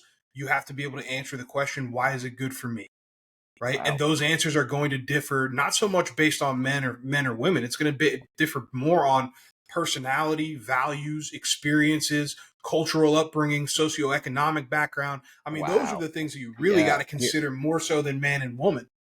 You're making me think of the Deming management method. Japanese already had this down. They knew all about this. Right. That's it's KYP, man. It's understanding what drives somebody towards success. Because if you bring somebody in that's not driven extrinsically, right? So say I bring you into a a high performing sales organization. I'm like, all right, Joe, you're going to come in, you're going to sell. And for every, whatever you sell, here's your commission. And you're going to be on this social media page and you're going to get this gold star next to your name in front of everybody. And you're not driven by that. You're driven intrinsically, right? Mm-hmm. Like that doesn't matter to you. Mm-hmm. Well, then are you going to perform at a level that I want you to perform to? It's a super good point. Right? Versus if I brought you in and I said, hey, Joe, listen, let's talk about this, man. What drives you? Like what wakes you up in the morning? And then I get to know you a little bit and I find out that you're driven intrinsically. And so I say to you, hey, Joe, listen, man, I'm not going to make a big deal out of it, but you have an opportunity to be really great here. You have an opportunity to be the one in your family to change the way that you guys look at finances. You have an opportunity to answer that question that I know you're asking yourself, which is, what would you look like, or what are you truly capable of if you went all in? I know you're asking yourself that question, Joe. I asked myself that question. And then I sent you out to sell. Which one would work, right? The one that aligns with how you're motivated. And so that's where you got to start, man. You got to know who somebody is. Two things I took away from that, and it sounds super simple. One, caring about people, right, is super basic. And two, some people value and prioritize their position in life over money, right? That's just an example. Like they could value something else. Maybe they want time with their family, and that would make them perform a lot better. But you can't figure that out if you don't care. No, you have to get to know your people, man. That's why great leaders are great listeners, right? Like I just made a post the other day. My post the other day literally said, "Shut up, like stop talking, listen more." Like we got 2 ears and 1 mouth, man. The system is broken. We talk. We think because we're leaders, we get to talk. Like we should be the first to talk and the last to talk. Absolutely not. Shut up and listen to your people, man. Like that's how you get things done. And so many times we get in people's way because we're talking too much, right? And I'm guilty of it, right? But to piggyback off your point too of understanding what's important to people, right? Like I talk about all the time now as an entrepreneur and somebody that owns multiple businesses and has done multiple things. Like the money is not important to me. The money is just a scoreboard for the amount of impact that I can have in this world. So when somebody comes to me with a business idea or a business venture, they want to partner with me and they try and throw a dollar sign at me, that does nothing for me, right? That's not going to motivate me. We're playing different games, bro. You're trying to win a game that I'm not even playing, right? I'm not even interested. I'm trying to leave impact. You know what I'm saying? And so, yeah, again, but on the outside, right? What would people think by reading what I do, knowing that I'm big in the business world, knowing that I'm speaking on this stuff? They'd be like, oh, he's making money. He's after money. Let's go talk money with this guy. And it's you made me rethink my own approach for, contacting investors whenever I need things. It's like, you don't even know what is important to the company, right? Like you can't just go in there looking for dollar signs. Nope. Never, man. Never. Good point. Never. And it throws people off, right? And here's the thing. It throws off the wrong type of people, which is what I love. Because it weeds out the people that are doing things for the wrong reasons, right? Because here's the thing, man. A greedy man can do nothing. You're no good to a greedy person if you're not driven by money, right? I'm no good to you because you can't control me because I'm not driven by money. And that's the opposite of what you're saying, right? Like that's the opposite of who I am. Somebody. Yeah. That's the opposite of who I am. So like they don't like there's certain people that don't like to partner with me because I'm not driven by money. And so they can't control me. And so I now become a liability to them because they're like, oh, I can't control this guy because he's not only here for the money. He's here. He's acting on his vision, his mission, and his values. He's going to stick to his character no matter what. He's not going to be swayed by emotions and he's not going to be swayed by external things. Like this dude is principle driven. And when you're principle driven, you have the ultimate shield to walk through life. Like, because nobody can push you off your pivot, right? Because you know what your midpoint is. Yeah, it makes me also wonder how important it is to be lenient or agreeable with your own principles. Like, what if you do have great offers from companies that they're like, hey, no, we love everything, but can you like adhere to these guidelines for us at least? No, nope. I don't, man. I don't compromise. Like those are the things in my life. The synergy really needs to align for you to do something like that. 100%, dude. It has to be. It's vision, mission, value driven. Every single thing. So I have a test that I run. So let me explain to you a little bit what I mean. My vision is what I want at the end of my life, right? So my vision personally is I want to leave a legacy for my family to be proud of. I want people to be able, because I never had that. I never had a dad, right? I want my kids, my brother's kids, my grandkids, whatever, to be able to look at pictures of me and be like, we're proud that man was part of our family. Like he changed our family. He changed everything for us, right? So that's the legacy that I'm trying to leave. I want it to be standing room only at my funeral of people telling my family how much I helped them and how much better I made their lives, right? So that's my vision. My mission is to inspire greatness in everybody that I contact. I want to bring out the best version of the people that I'm around, from this podcast with you to when I run to the 7-Eleven and get a candy bar. Like everybody that I touch and impact, like I want to be able to bring the best version out of you. And then the values that we talked about earlier, right? Honest, caring, driven, committed to growth. So every single thing that comes across my desk, Joe, from business opportunities to offers to go get lunch from a friend, to, it doesn't matter what it is. I weigh it against those three things. So I say, does it bring me closer to my vision? Yes or no? Does it allow me to fulfill my mission? Yes or no? Does it represent the values that I believe in? Yes or no? If it's not three yeses, there is a 90% chance that I don't do it. That 10% where I might do it, like you're saying, like maybe you got to be lenient. Convincing. What you got to do is you got to write down, and I literally mean this, you got to get out a piece of paper and you got to write down, what decision am I about to make and what is it sacrificing? Is it sacrificing my vision? Is it sacrificing my mission? Is it sacrificing my values? Be specific. And then you write down, why are you making this decision? Why? And if you can justify it, then by all means, go for it. But here's the most important part, because this is where people screw up. If you're going to decide to do that, so say you got kids, right? And you have to take a job that maybe doesn't align with your vision, mission, and values because you got to put food on the table. I got it. No disrespect here. You'll have no problems for me. You got to feed the family, right? That's an extenuating circumstance. But I want you to write down, how long are you willing to tolerate the disconnect? How long are you willing to stay away from your vision, mission, and values? Because you can take that job, but you better not stop looking for a job at somewhere that does align with those things, right? So when people, because that's where you get in trouble, right? If you start to make decisions that don't align with your vision, mission, and values, it gets easier and easier to do that. And then 25 years from now, 15 years from now, whenever it is, you're going to be walking past a mirror somewhere and you're going to look at yourself and you're going to go, man, how did I get here? And it all started with that one decision. You're making me think of like celebrities who do ridiculous endorsements like for no reason. Like I saw Lil Jon doing a meditation app recently. Had me laughing. But that's it. On another note, to piggyback off that, that would be a great AI chatbot, just saying, because then you can be like, what are your vision, what's your vision, mission, and values? And then you enter that. It can keep you on track. It can remind you, don't do this. It would be a perfect GPT. I'm just saying. It's so simple, man. It's so simple, but people don't follow it. The other thing is that I love how everything you talk about, sports psychology, literally ties into the corporate world. Everything you're saying translates into leading a team in general. Like sports, same game, different players, brother. Oh my gosh. It's pretty mind-blowing. Everything, like all of it, translates perfectly. Can you explain how understanding human nature has helped you resolve conflicts within teams?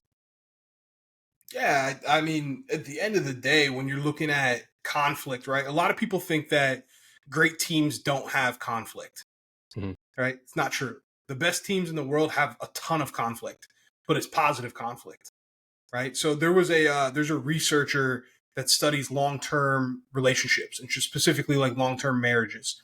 And do you know what the number one indicator of marriage success is? Agreeableness? Nope. It's actually the ability to fight well. Oh, wow. The literal opposite. The ability to fight well. So what does it mean to fight well, right? Make to a fight, good argument. To fight well means it's always me and you versus the problem. It's never me versus you. Right? So it's me and you versus the problem. So when you ask me, how do I resolve conflict within teams, right? It's one, I make conflict okay. It's okay to challenge each other. It's accepted and it's celebrated. That's how we grow. That's how we get better. We should be challenging each other.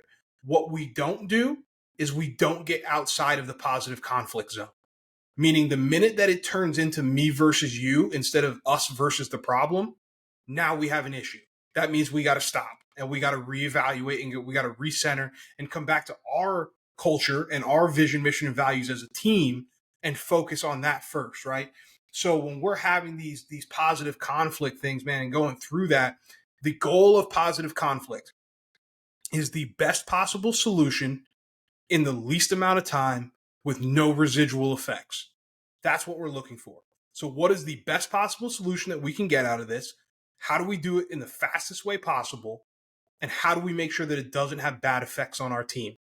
That's the goal of it, right? So when we're working through these things, you just got to constantly be reminding that. Now, there's a whole framework that I have for working through that, right? Like making sure you're keeping the main thing, right? Like not letting it get, because we all have those situations where you have a little conflict and then all of a sudden you're arguing about something you did 6 years ago. And it's like, that's not what we're talking about right now. The main thing is the main thing, right? Yeah. We're here to focus on this, right? So get rid of the scoreboard. That's the other big thing. When I'm working with teams and when I'm resolving conflicts, I'm not worried about wins and losses. You got to take your ego out of it. AKA I'm not worried about wins and losses. The past. Don't worry about the past. Yeah. Right? I'm not worried about it. I'm worried about how do we find the best possible solution in the minimal amount of time with no residual effects. That's the only goal that I have here. Right. And so I'm not going to get sucked into the emotions. I'm just going to sit here and we're going to talk facts, figures, numbers, plans of action. Right. And we're always going to walk away with an action plan. Always. If you can't measure it, you can't manage it. Damn. I like that. I don't think I've ever heard that either. What commonalities have you found in successful teams across different sports and businesses? I'm sure that's an easy one. Yeah, there's really like 5 things. So it's number 1, safety and trust, right? Everybody feels comfortable showing up as themselves. They are who they are and they are accepted for that, right? And when I say trust, I mean psychological trust. Like I can trust that I'm able to be vulnerable around you and it's not going to be weaponized against me. You can say right? anything, so yeah. So like I can show my flaws, I can make mistakes. All those things are okay, and you're not going to turn that on me, right? So safety and trust is number 1. The second one is accountability, right? So are we able to hold each other accountable? Is there clear understandings of what is important here, and can we hold each other accountable to it, right? The third thing is attention to results, right? So do we actually care about winning?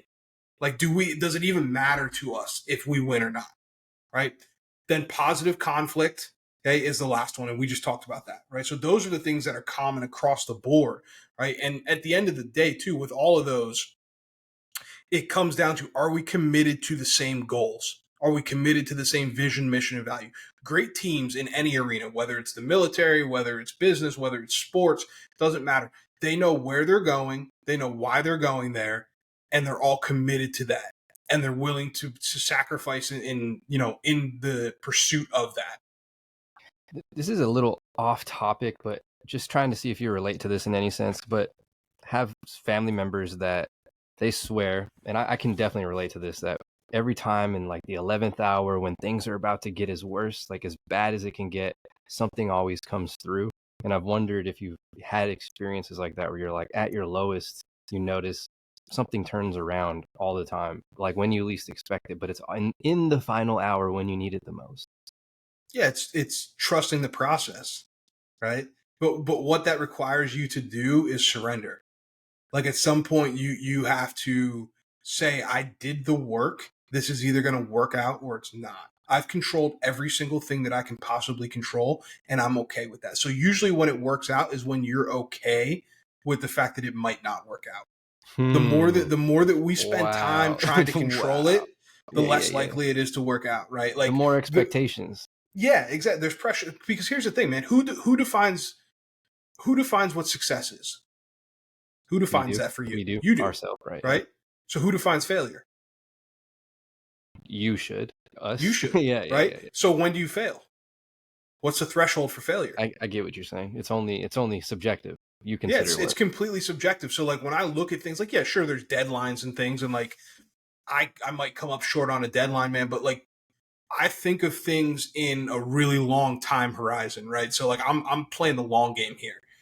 Mm-hmm. And so when I look at it, it's like, yeah, I can lose today, and this might be your Super Bowl and your fourth quarter where you feel like you just won the world. But to me, dude, it's the opening drive. We just kicked the ball off. Like I'm good. You know what I mean? And so it's emotionally detaching from the immediate results and going back and saying what was right or wrong with my process leading up to this that created, either it worked out in the 11th hour or it didn't. Right. The other thing is sometimes the 11th hour creates an urgency in us that forces us out of our comfort zone. Like it gives us a little bit of that F it mentality where you're just like, I call it FITFO, right? So figure it the fuck out. Like at some point, I don't know if I'm allowed to curse on here, but Nah, go for it. yeah. So that's like, to me, like that's when great things are born, or in those FITFO moments where it's like there's your back's against the wall and you just got to figure it out. Gosh, you used a really good perspective there. I wish I could go back because I can't repeat it. I lost the thought. You had a super good perspective. Wow. I'm going to beat myself up for that one. All right. I think it was just like an outsider kind of looking in kind of thing. But what commonalities, like in terms of the approach of mental aspects of coaching, work in high stress situations? Number one is just acknowledge that high stress just means that you care. It's not bad, right? It's not bad. And the second piece is understanding that you will not rise to the occasion. It's not gonna happen. If you haven't trained for it, it's too late. It's too late when the high stress comes. And so when we talk about being successful in a high stress environment, it's chaos breeds complexity breeds chaos. Okay. So the more complex you try and be during a high stress situation, the worse it's going to get. So when things are really high stress, so if I'm dealing with a company that's on the brink of bankruptcy, if I'm dealing with a team that is about to lose a game, everything has to go back to basics and get extremely clear. And so I use what I call the 10X rule, which is if you think something is important, then you need to repeat it 10 times in 10 different ways so that everybody knows that it's important. Like that's what you have to do. And then every single thing, when we leave a meeting, when we leave a huddle, when we leave whatever, nobody can have questions at that point. Like they should have already been answered. So when we're not leaving this room until everybody has every single question that they could possibly have answered, right? Wow. To the best of our ability, Yeah. right? And then from a leadership standpoint in a high stress situation, it's understanding that making the perfect decision is a trap. Don't make the perfect decision. Make the best decision you can with the information that you have, and then reevaluate it and reserve the right to change your mind. Because the more you can make decisions, the better you'll get at making decisions. Wow.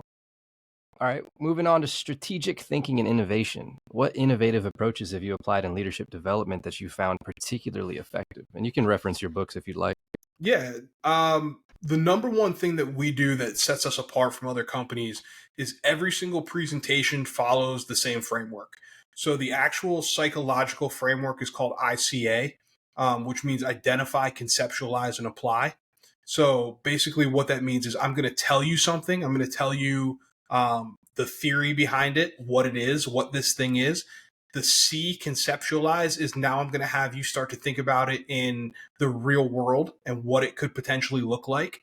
So what challenges it may present, what problems it may solve, etc. Scenarios. Yep. And then the A is now we're going to apply it. What does it look like in your world? What does it look like tomorrow? And so to put that in a much simpler way, the way we present it to our clients is when you leave a presentation from us, you should be able to answer the questions, what, so what, now what, right? So what are we talking about? Why does it matter? How am I going to apply it?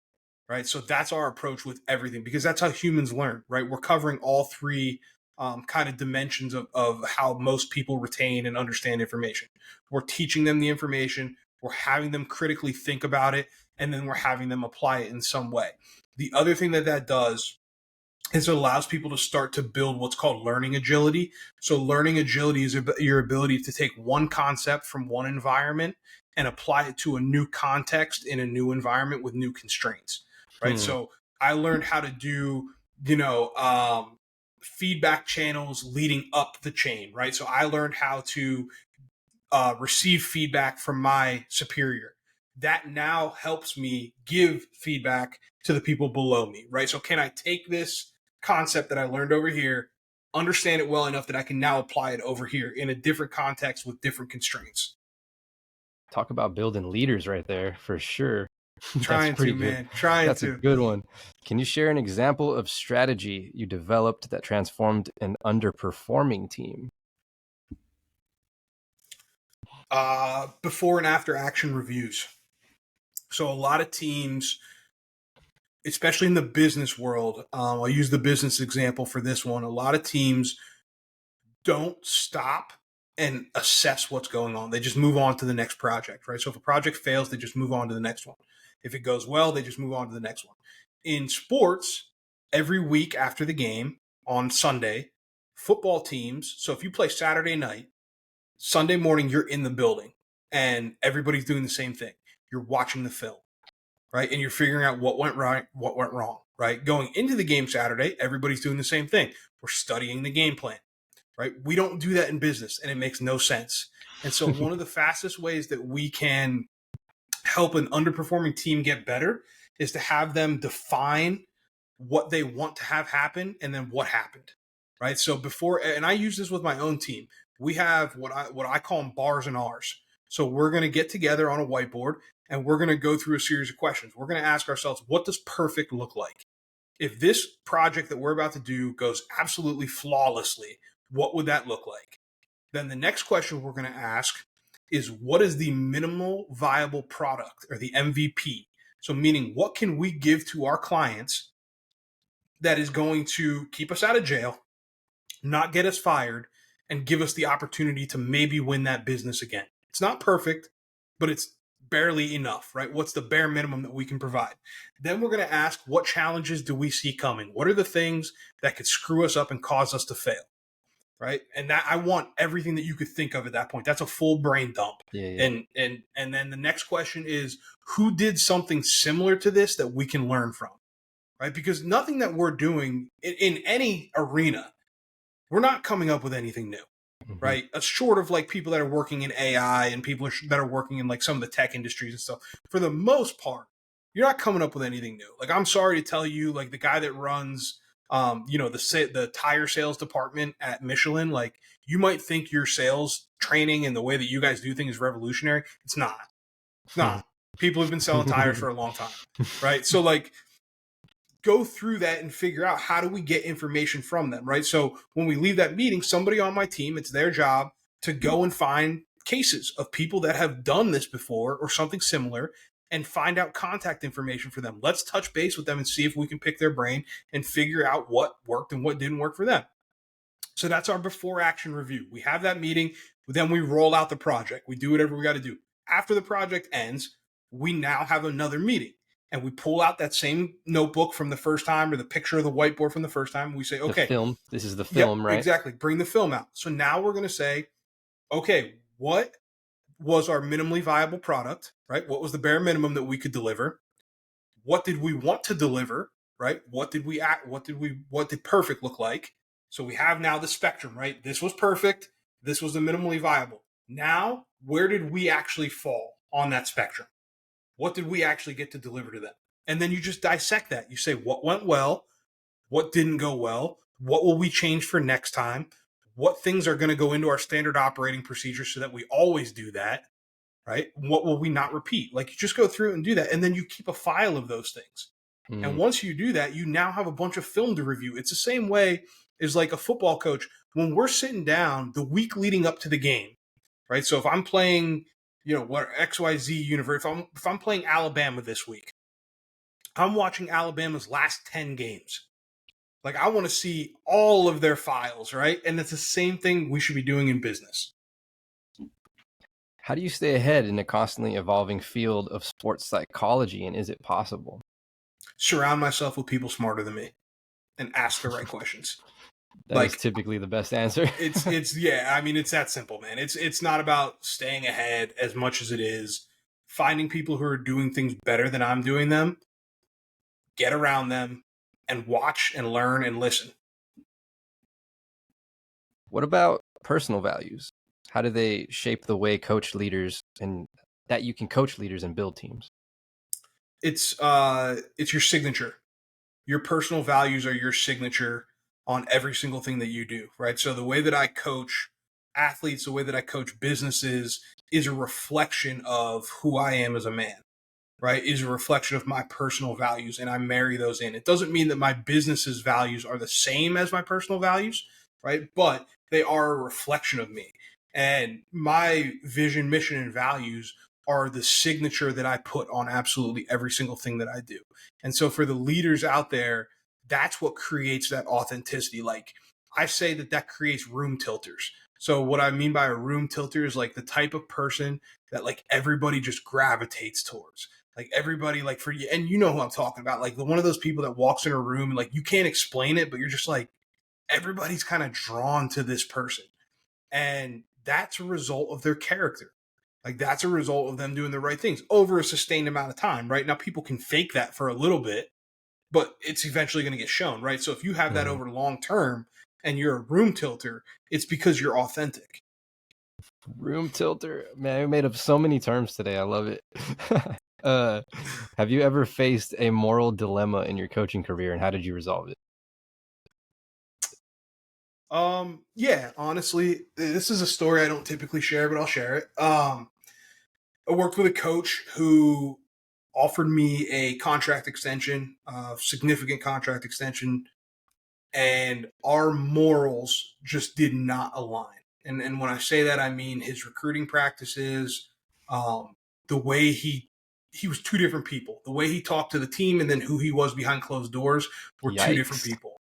Whoa. And I couldn't do it. I walked away. That's what I did. If you want the honest truth, I slid the contract back and said, I'm good. I'm out. Good luck. So moral dilemmas for me, honestly, they're 90% of the time they're pretty simple because I don't compromise on my vision, mission, and values. Like I know who I am. I've worked really, really hard to become the man that I am and the man that I'm becoming. And I've worked really, really hard to get rid of the old ego and the things that I used to chase and the ghosts that I used to let run some of my life. And so I'm at a place now where I will not compromise on that for anybody because it's not worth it. That's interesting. I'm wondering, your reaction. Do you look back at that like, I should have said, make me head coach and I'll do it. Like, is there any other way you could have taken that? Nope. I wanted to get away from it. I don't even want to be in the room with somebody like that. You didn't even want to level with him and say, this is the problem. Nope. I didn't give him an explanation. I said, thanks for the opportunity, coach. This isn't going to work. Wow. It had nothing to do with the money either. So that's interesting. He might have been. Because you're not going to, because here's the thing. You've already shown me who you are. Mm-hmm. You've already shown me. So I don't trust you. Nothing that comes out of your mouth is going to matter. Right. So it's like when people say, ignore everything before the but. Right. So if I say all these things about you, but then I say, but everything before the but is irrelevant. Right. And so it's the same thing in that situation. Like you've already shown me who you are. I know who you are now. So I'm funny. Good. I'm immediately thinking of just all the controversial people that get the but. Mm-hmm. Yeah, no. As soon as you hear the but, the rest is out the window. Or sometimes it just like they throw it in there to bypass all the wrongdoings. Mm-hmm. Mm-hmm. What's a common misconception about leadership that you often contend within your seminars? That it has anything to do with age, title, performance, or personality traits. Wow, they must come up a lot to say that. Yep. It has nothing. It has nothing to do with any of those things. Nothing. Every Q&A. If I asked you, and I do this on purpose, I bring it out of people. Like I'll ask them, what makes a good leader? List the things that make a good leader. And I'll have people write it down. And then when they're done, I'll say, okay, how many people in here wrote down the word title? Usually it's 0. How many people in here wrote down the word age? Usually it's 0. How many people in here wrote down the word performance? Usually it's 0. Right? And so I say, okay, now what are the top 3 things that people promote people for or give them a C on their jersey for? Age, title, and performance. Why? Weird. Yeah, what is this? Can you explain why it's backwards? Because the people that are making the decisions don't know how to evaluate leadership. They know how to evaluate talent. Yo, fan the flames, bro. Yeah, I'm just being honest with you, man. Like people that are, whether you're a CEO or you're a head athletics coach of a team, like if you're a head athletics coach, why are you the head athletics coach? Because you have an understanding of the X's and O's. You have an understanding of the ability to identify and develop talent. You have the ability to build a staff. Nowhere in there is a prerequisite to be able to identify and develop leadership. It's a different skill. It's a different skill set. You also made me think they wouldn't have to be doing so many corporate cuts if you just knew how to manage your company. Truth. Yeah, truth. Jeez. Absolutely. Gosh. We mess up in the onboarding process. Because think about it this way, man. When you look at, and I use sales just because it's the most linear and it's the easiest to think about, but you could talk about it in marketing, HR, any department. If I come into a sales organization, so say I work at a car dealership, right? And I sell 20 cars the first month, and then I sell 25 cars the next month, and I'm employee of the month. Boom, boom, boom, boom, boom. I'm crushing it. 6 months later, 8 months later, a year later, however long it takes, somebody from corporate is going to say, hey, we need a new manager in this. Who do you suggest? And they're going to say, oh, Kitch, he sold 25 cars. He's our highest performer. He should now be the sales manager. How does that make any sense? What skills do I have to manage a team? And not only that, you're now asking me, who just excelled as an individual performer, to stop caring about myself and start caring about my team. Wow. When what made me special was the ability that I perform well as an individual. And you're now asking me to go be a collectivist. And then what happens is I muddle my way through it and I fool everybody and baffle them with bullshit, is the way that I put it, for 12 years or 12 months. Teaching them the wrong things. I blame people. I fire people. I hire new people. All these things happen, right? And then what happens is eventually I get a group of guys that do the job well enough, and then I get promoted again. And so now I'm in the corporate. Now I'm in not just, the regional stuff. I'm now a corporate sales manager. So now I'm in charge of all the sales teams. So now I'm screwing up all the sales teams across the country because I don't know how to lead, right? But that's how we run our businesses, and that's the problem. In a few short sentences, what's the opposite solution to that? What should we be doing?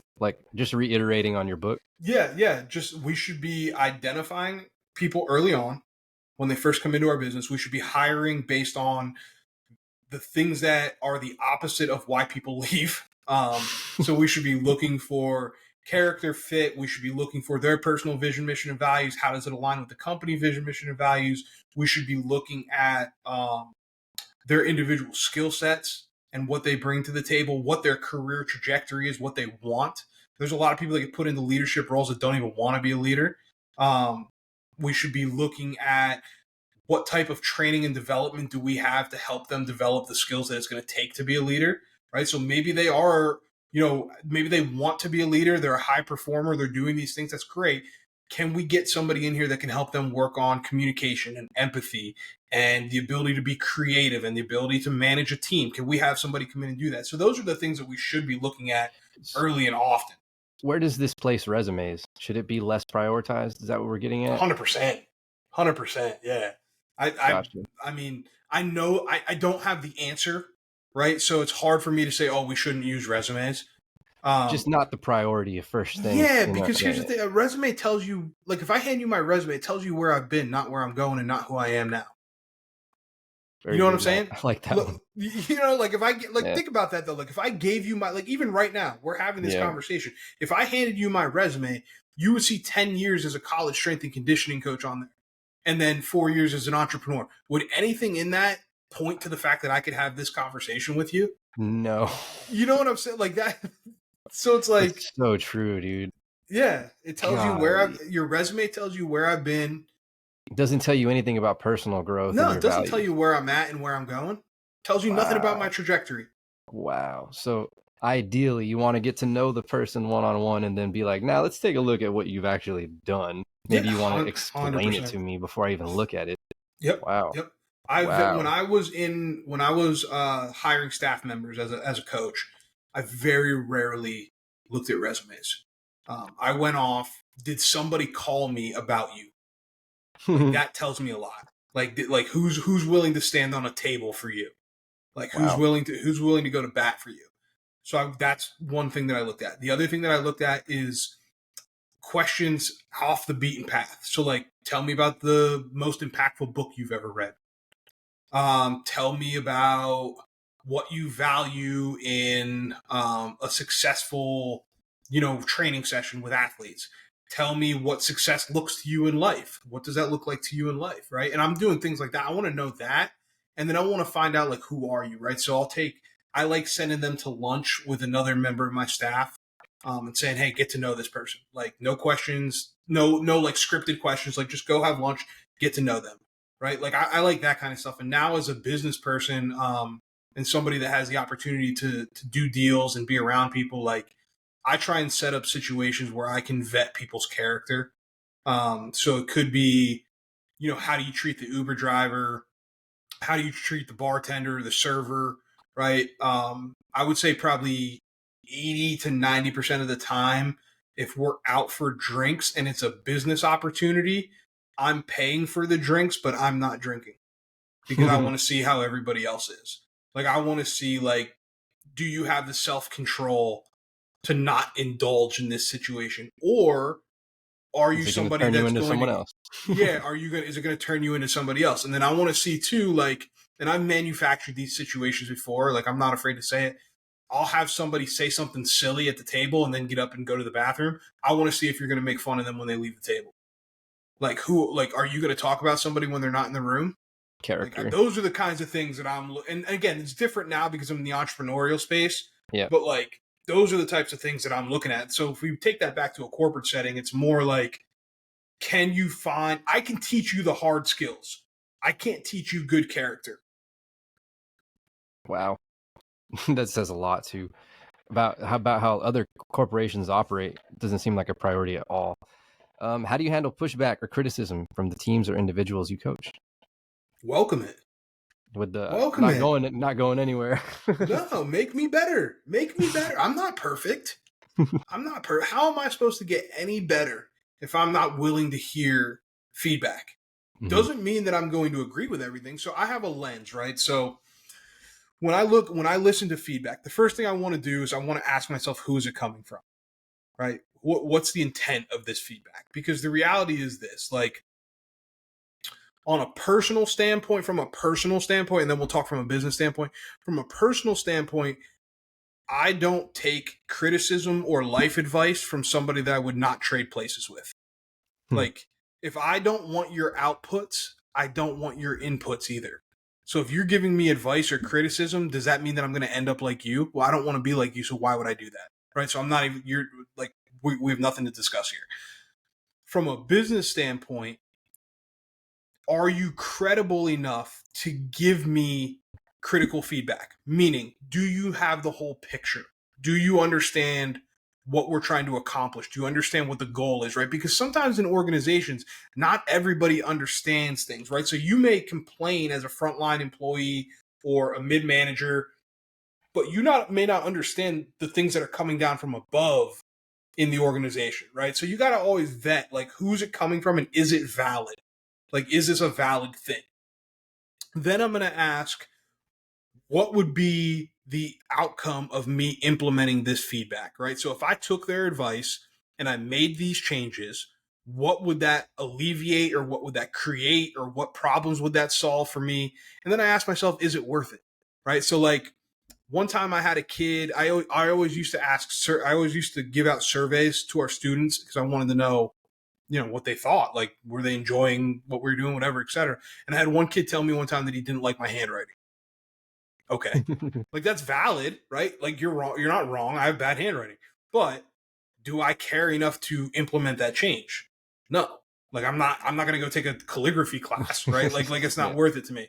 So I think that's kind of how you have to approach it, right? Is just understand, like, what would it take? And then, is it worth it to implement it? But I think the just creating the environment where people can have the conversation is the important part. Ooh, it's a good point. It's a super good point. What emerging trends in psychology do you believe will impact leadership training the most? That's a very good AI. question. That's a very good question. I think AI will have an impact. I think we're going to have to do an even better job of creating environments that aren't built. Let me think of the best way to put this. I think we're going to have to do an even better job of creating environments that people want to stay in. And the key word is want, rather than tolerate. Right. So I think we're at a point now with the economy that we have and the way that technology, like the way that technology is advancing, the opportunities for remote work, the opportunities for hybrid work situations. There's people that have 2 or 3 remote jobs and are cashing in because they know how to leverage tech, right? So there's no reason for me to stay at a job where I don't like the boss. Like there's no reason. So that means as a leader, I now have to, it's not my responsibility anymore to just create a place that people tolerate. I have to create a place that people feel welcomed, feel a part of, and they don't want to leave. Where they say, hey, no, I would rather be here because I'm a part of something and I like what we're doing and I'm becoming better by being here and I feel valued and I feel heard and I feel safe rather than working at my computer from home feeling disconnected, right? So you now have to have value add. There has to be more to it than just a paycheck. That's insane because you're making me think that's the downside of AI, right? It's taking away the humanizing aspect. So we need to be more empathetic, say, in a sense of why this is more valuable than AI. That's you're Right. proving, you're making the argument. Yeah. Yeah, Interesting. 100%. How to 100%. compete with it is what you're getting at. Yeah, Damn. because you have to. Yeah. Wow. Talk about adopting. How do you prepare leaders to face the challenges of an increasingly digital and interconnected world? Be ready to communicate on a really high level.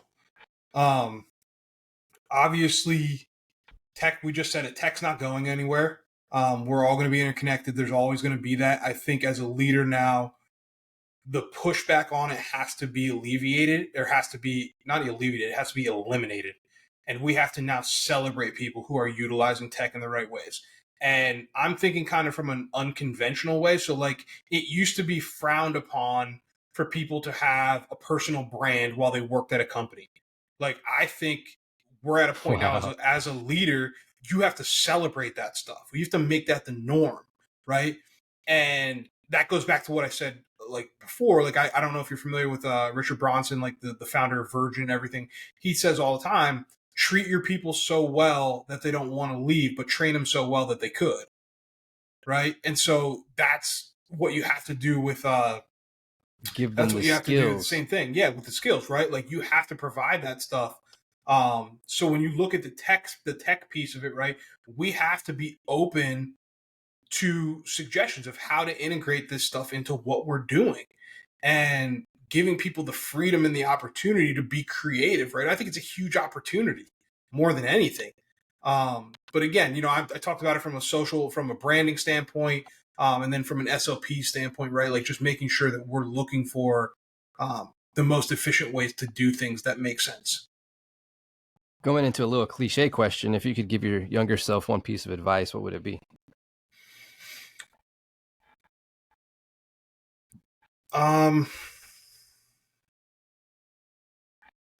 Just sit in it, man.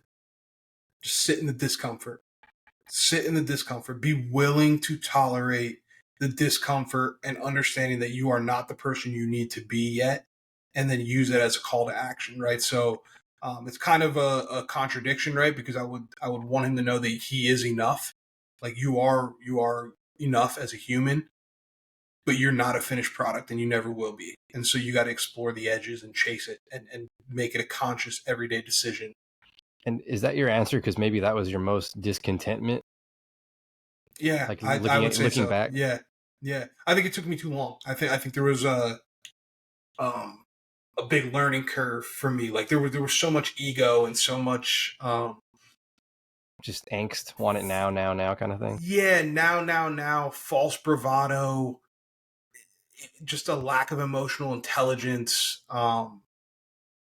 You know, there was just a lot of things, man, that I had to grow through and I had to go through. And I'm glad I went through the things I went through because it brought me to where I'm at, right? But yeah, there was a lot of just, there was a long period of my life. I would say, for being honest, man, 26, 27 years of my life where the ghosts of my past had one hand on the steering wheel, right? And I was allowing it to happen. And so, you know, I think that's, yeah, it was a long road, man. Wow.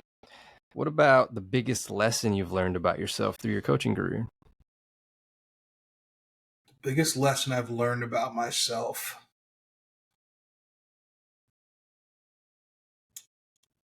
That I genuinely, I'm trying to think of the best way to phrase this, and you might have to chop it in post. No, you're good. The biggest lesson that I've learned about myself would be that I'm not going to let the world change me. Like, I'm okay with the fact that caring about people will get me burned sometimes. I would rather live that way than not care about people and protect my ego. That's a hard lesson for a lot of people, I honestly think. Yeah, Like to give most people yourself fully to something. most people get burned and then they change because of somebody doing something wrong to them. That's a hard Right. lesson to learn. Like dude, I would rather give myself fully in the pursuit of human connection, in the pursuit of, I don't want to say greatness, but greatness, right? And the ability to fulfill my vision and my mission as a human. I would rather give myself fully to that and risk getting burned than to become calloused and not feel for people. Man, I kind of blame the red pill movement for that. Oh yeah, I mean that's a whole nother conversation. Yeah, no, for sure. But I just feel like once that came into my life, I was like, that's where you get, led astray and changing yourself and thinking you need to be a certain way or act a different way. And it's really not the solution to everything or anything. No. The solution is finding your North Star and then refusing to move off that pivot point. For sure. Wow, that's a good way to put it. Looking forward, what personal or professional goals are you most excited for?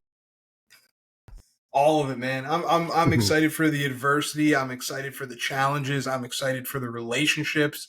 I'm excited to continue to reach out and help people and impact people both from the stage and in the corporate offices.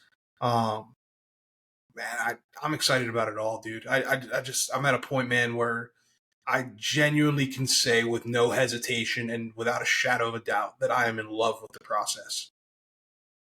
Damn, I don't ever hear that ever, but I like it. Most of my favorite artists, speak to that. So that, I think it says a lot. It's another reminder for me. A few more questions here.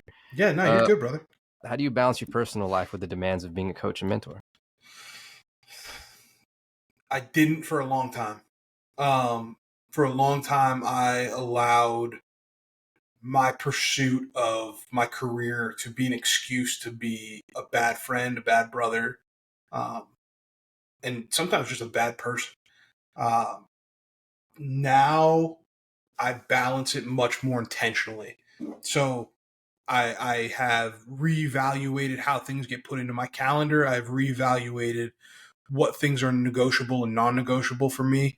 And I've just been really, really intentional about making sure that I have family time in there, time for me, doing things that I enjoy. This past year in May, I took my first vacation in 10 years. And I took 2 weeks and went to the Florida Keys with my family. And it was the best decision that I've made in a long time. And it's something that I will do more of, because the reality is, like I said earlier, the money doesn't matter. The money is irrelevant, but what the money can buy is the freedom and the ability to be there when things matter, right? And when things are important. That's a good little segue to these next couple questions. When it comes to like burnout and how you handle it, advice that you would give to leaders about managing their own mental health and that of their teams. Oh, dude, burnout. I blew the wheels off, brother. I blew the wheels off this thing, man. I'm talking about crippling anxiety attacks. I'm talking about panic attacks. You're skidding on rims down the highway. No, bro. Oh, I had full blown depression. I'm talking about bank account at negative, lost businesses. Like, I've done it, man. The first step in protecting yourself from burnout, the first step is to create space for yourself. And understand that by you taking care of you, you are taking care of other people. You have to be selfish in order to be selfless. And so from a mental health standpoint, I always ask the question, when you watch a rocket go into space, right? Like when we send a space shuttle into space, they don't just open a clear box with a big red button and slam it and just send it. Like, that's not the way that we do it, right? We go, turn this system on, this system on, this system on. Okay, all systems ready. Okay, now we'll go, right? Yet, let me just put this out here. How do most people start their day every single day? Just hit the button. Hit the button and go, man. Some coffee, they roll out of bed, they grab their phone. First thing they do is grab their phone. And then from there, you're launching into a million things, right? And so the question becomes, why do we do that? Like, we're not built for that as humans. We're not supposed to have that level of stimulation and that level of cortisol, which is the stress hormone, flowing through our body all day. And yet we do it because the first thing we do in the morning is we grab a phone, we look at social media where we're either dealing with problems or we're comparing ourselves to somebody else right off the bat. Like, nothing good is going to come from that. And so I say all that to say, man, I have what I call a launch sequence, right? So we just talked about the rocket ship. That's why I call it the launch sequence. I have a launch sequence for myself every day because it's my way of putting my emotional and mental armor on before I go to war for the day with the world, right? So I wake up, first thing I do, I'm going to hydrate. I'm going to get some water in my body. Then I'm going to meditate. Then I'm going to read something. Then I'm going to write. I'm going to create something. Then I'm going to connect with somebody that I care about. And I'm going to move my body a little bit, right? So all of those things are turning on. They're checking my boxes so that now I can go into the day ready to attack. And I can go in clear, calculated, and I can come in with my foot on the gas. And I don't get moved off of that, right? Because I've been anchored. So that's always where I start from a mental health standpoint. And then the second piece, man, is get somebody to talk to. Like, yo, you're not better than that. I don't care who you are. You're not too good for it. You're not too good for it. I have a master's degree in sports psychology. I'm finishing up a PhD in psychology. And I have a therapist that I see weekly, and it's non-negotiable. Right. And I have a mindset coach that I work with that's non-negotiable. Right. And so if you want to be elite, man, if you want to be a high performer, you got to take care of the mental space. Can you discuss a time when embracing diversity led to a breakthrough moment or a team business that you were coaching? Oh, for a team. Sorry, I read that wrong. For a team. Embracing diversity, man. I think diversity is a prerequisite for greatness. Like, if you want to be elite, man, you have to be diverse. You have to have people with different backgrounds, different opinions, different values, different experiences, bringing their ideas to the table.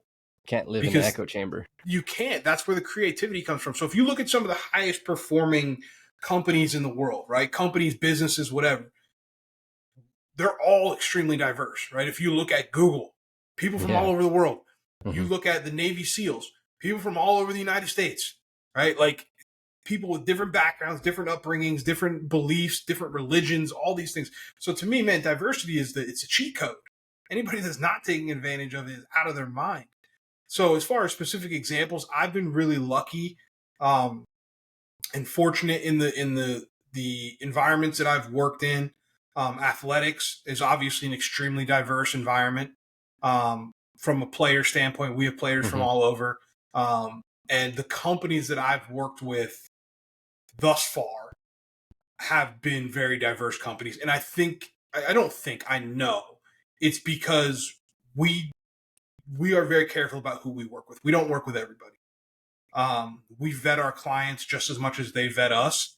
And so that allows us to work with people that are very forward thinking and are into chasing the edges, right? And being the best versions of themselves and being diverse, equitable, and inclusive. Are there any specific controversial topics in sports psychology that you think need more awareness? The positive thinking thing is nonsense. That people say about positive thinking, like to stop the negative thinking and think positively. I think you have to be so much more intentional than that. And I think it all has to start with teaching athletes, and this is business people as well, man. We'll just lump them together and say high performing people or competitive people in any way.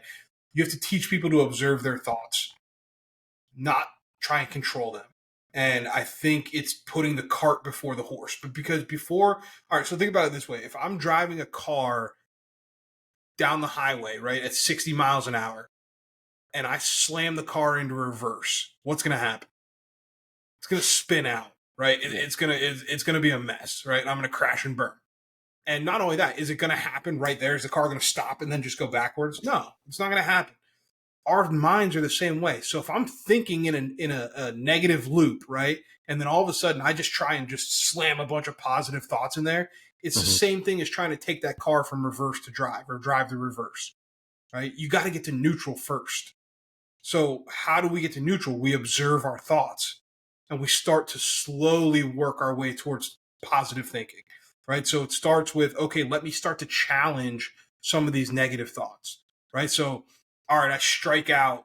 Well, I suck, right? That's what's going through your head. Well, what evidence do you have that says that that's true? What evidence do you have that says you suck? You're a college athlete. Do you suck? Probably not, right? So what are we actually talking about? Okay, so now let's get to neutral. All right, so now, well, I suck because I missed a curveball. I struck out on a curveball. Okay, that's fine. So again, let's take that back to neutral. Have you missed every curveball in your career that you've ever swung at? No. Are you usually a pretty good curveball hitter? Yes. You see how I'm creeping it up towards positive thinking? I'm not just trying to go and flip over to the other side. Like, you got to get to neutral first. You need reason. You can't just be. Like, right. I guess it doesn't really get hammered into someone's head if you don't give them something to relate to. No, you got to walk people through their reasoning and through their thinking. And that's where sometimes it's, you know what it is? It's kind of like telling a kid, just imagine. And it's like, no, I want the real thing. And you're like, no, but just imagine with me. And it's like, no, can't. Doesn't work that way. Doesn't work that way. Wow. Super insightful. How's the concept of leadership evolved in your career in terms of inclusivity? Can't say that word. I think it goes back to the diversity question, right? I think we're starting to understand as a society the value of different opinions, and the value of different insights and experiences and value systems and all of that stuff. I'm not going to lie. I think we still have a long way to go as a society. Like, I'm not going to, as a man of color, I'm not going to stand here and say that it's all sunshine and rainbows. Like, we still got a lot of stuff we got to work out. And there's a lot of issues that still need to be addressed. But do I think we are trending in the right direction? It might be slow, and I don't think it's a straight line, but I think we've made progress. I think the statistics will support that. Is it enough? No. I'm not going to sugarcoat it. I'd also argue that it's not necessarily people ourselves pushing back, right? There's also alternative agendas and motives out there. There's systemic issues. There's for sure. So political issues. There's a lot of stuff out there. I just hate to frame it in the sense of like, people are doing that to our own, but it's really not. It's very select. Yeah. And I think that's a really important point to highlight. I'm glad you said that, because I think, yes, that's a very, very good point to highlight. People are inherently good, right? Yes. Last question, and then anything you want to promote. What do you hope your legacy will be in the fields of leadership and sports psychology, and then what it means to be more than rich to you, the theme of the show? Man, honestly, I want my legacy to be that I genuinely cared about people, and I genuinely showed up as myself and gave myself in the pursuit of something worthwhile.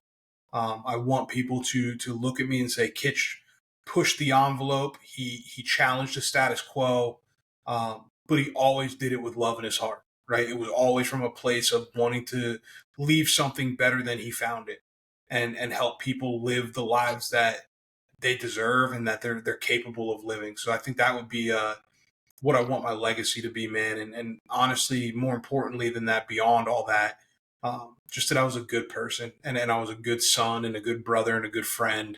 And I was a dude that you could call at 2 a.m. and you knew that I had your back.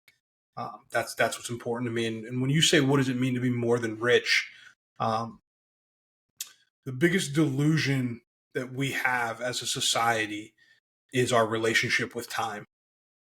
We have no concept of when this game is over.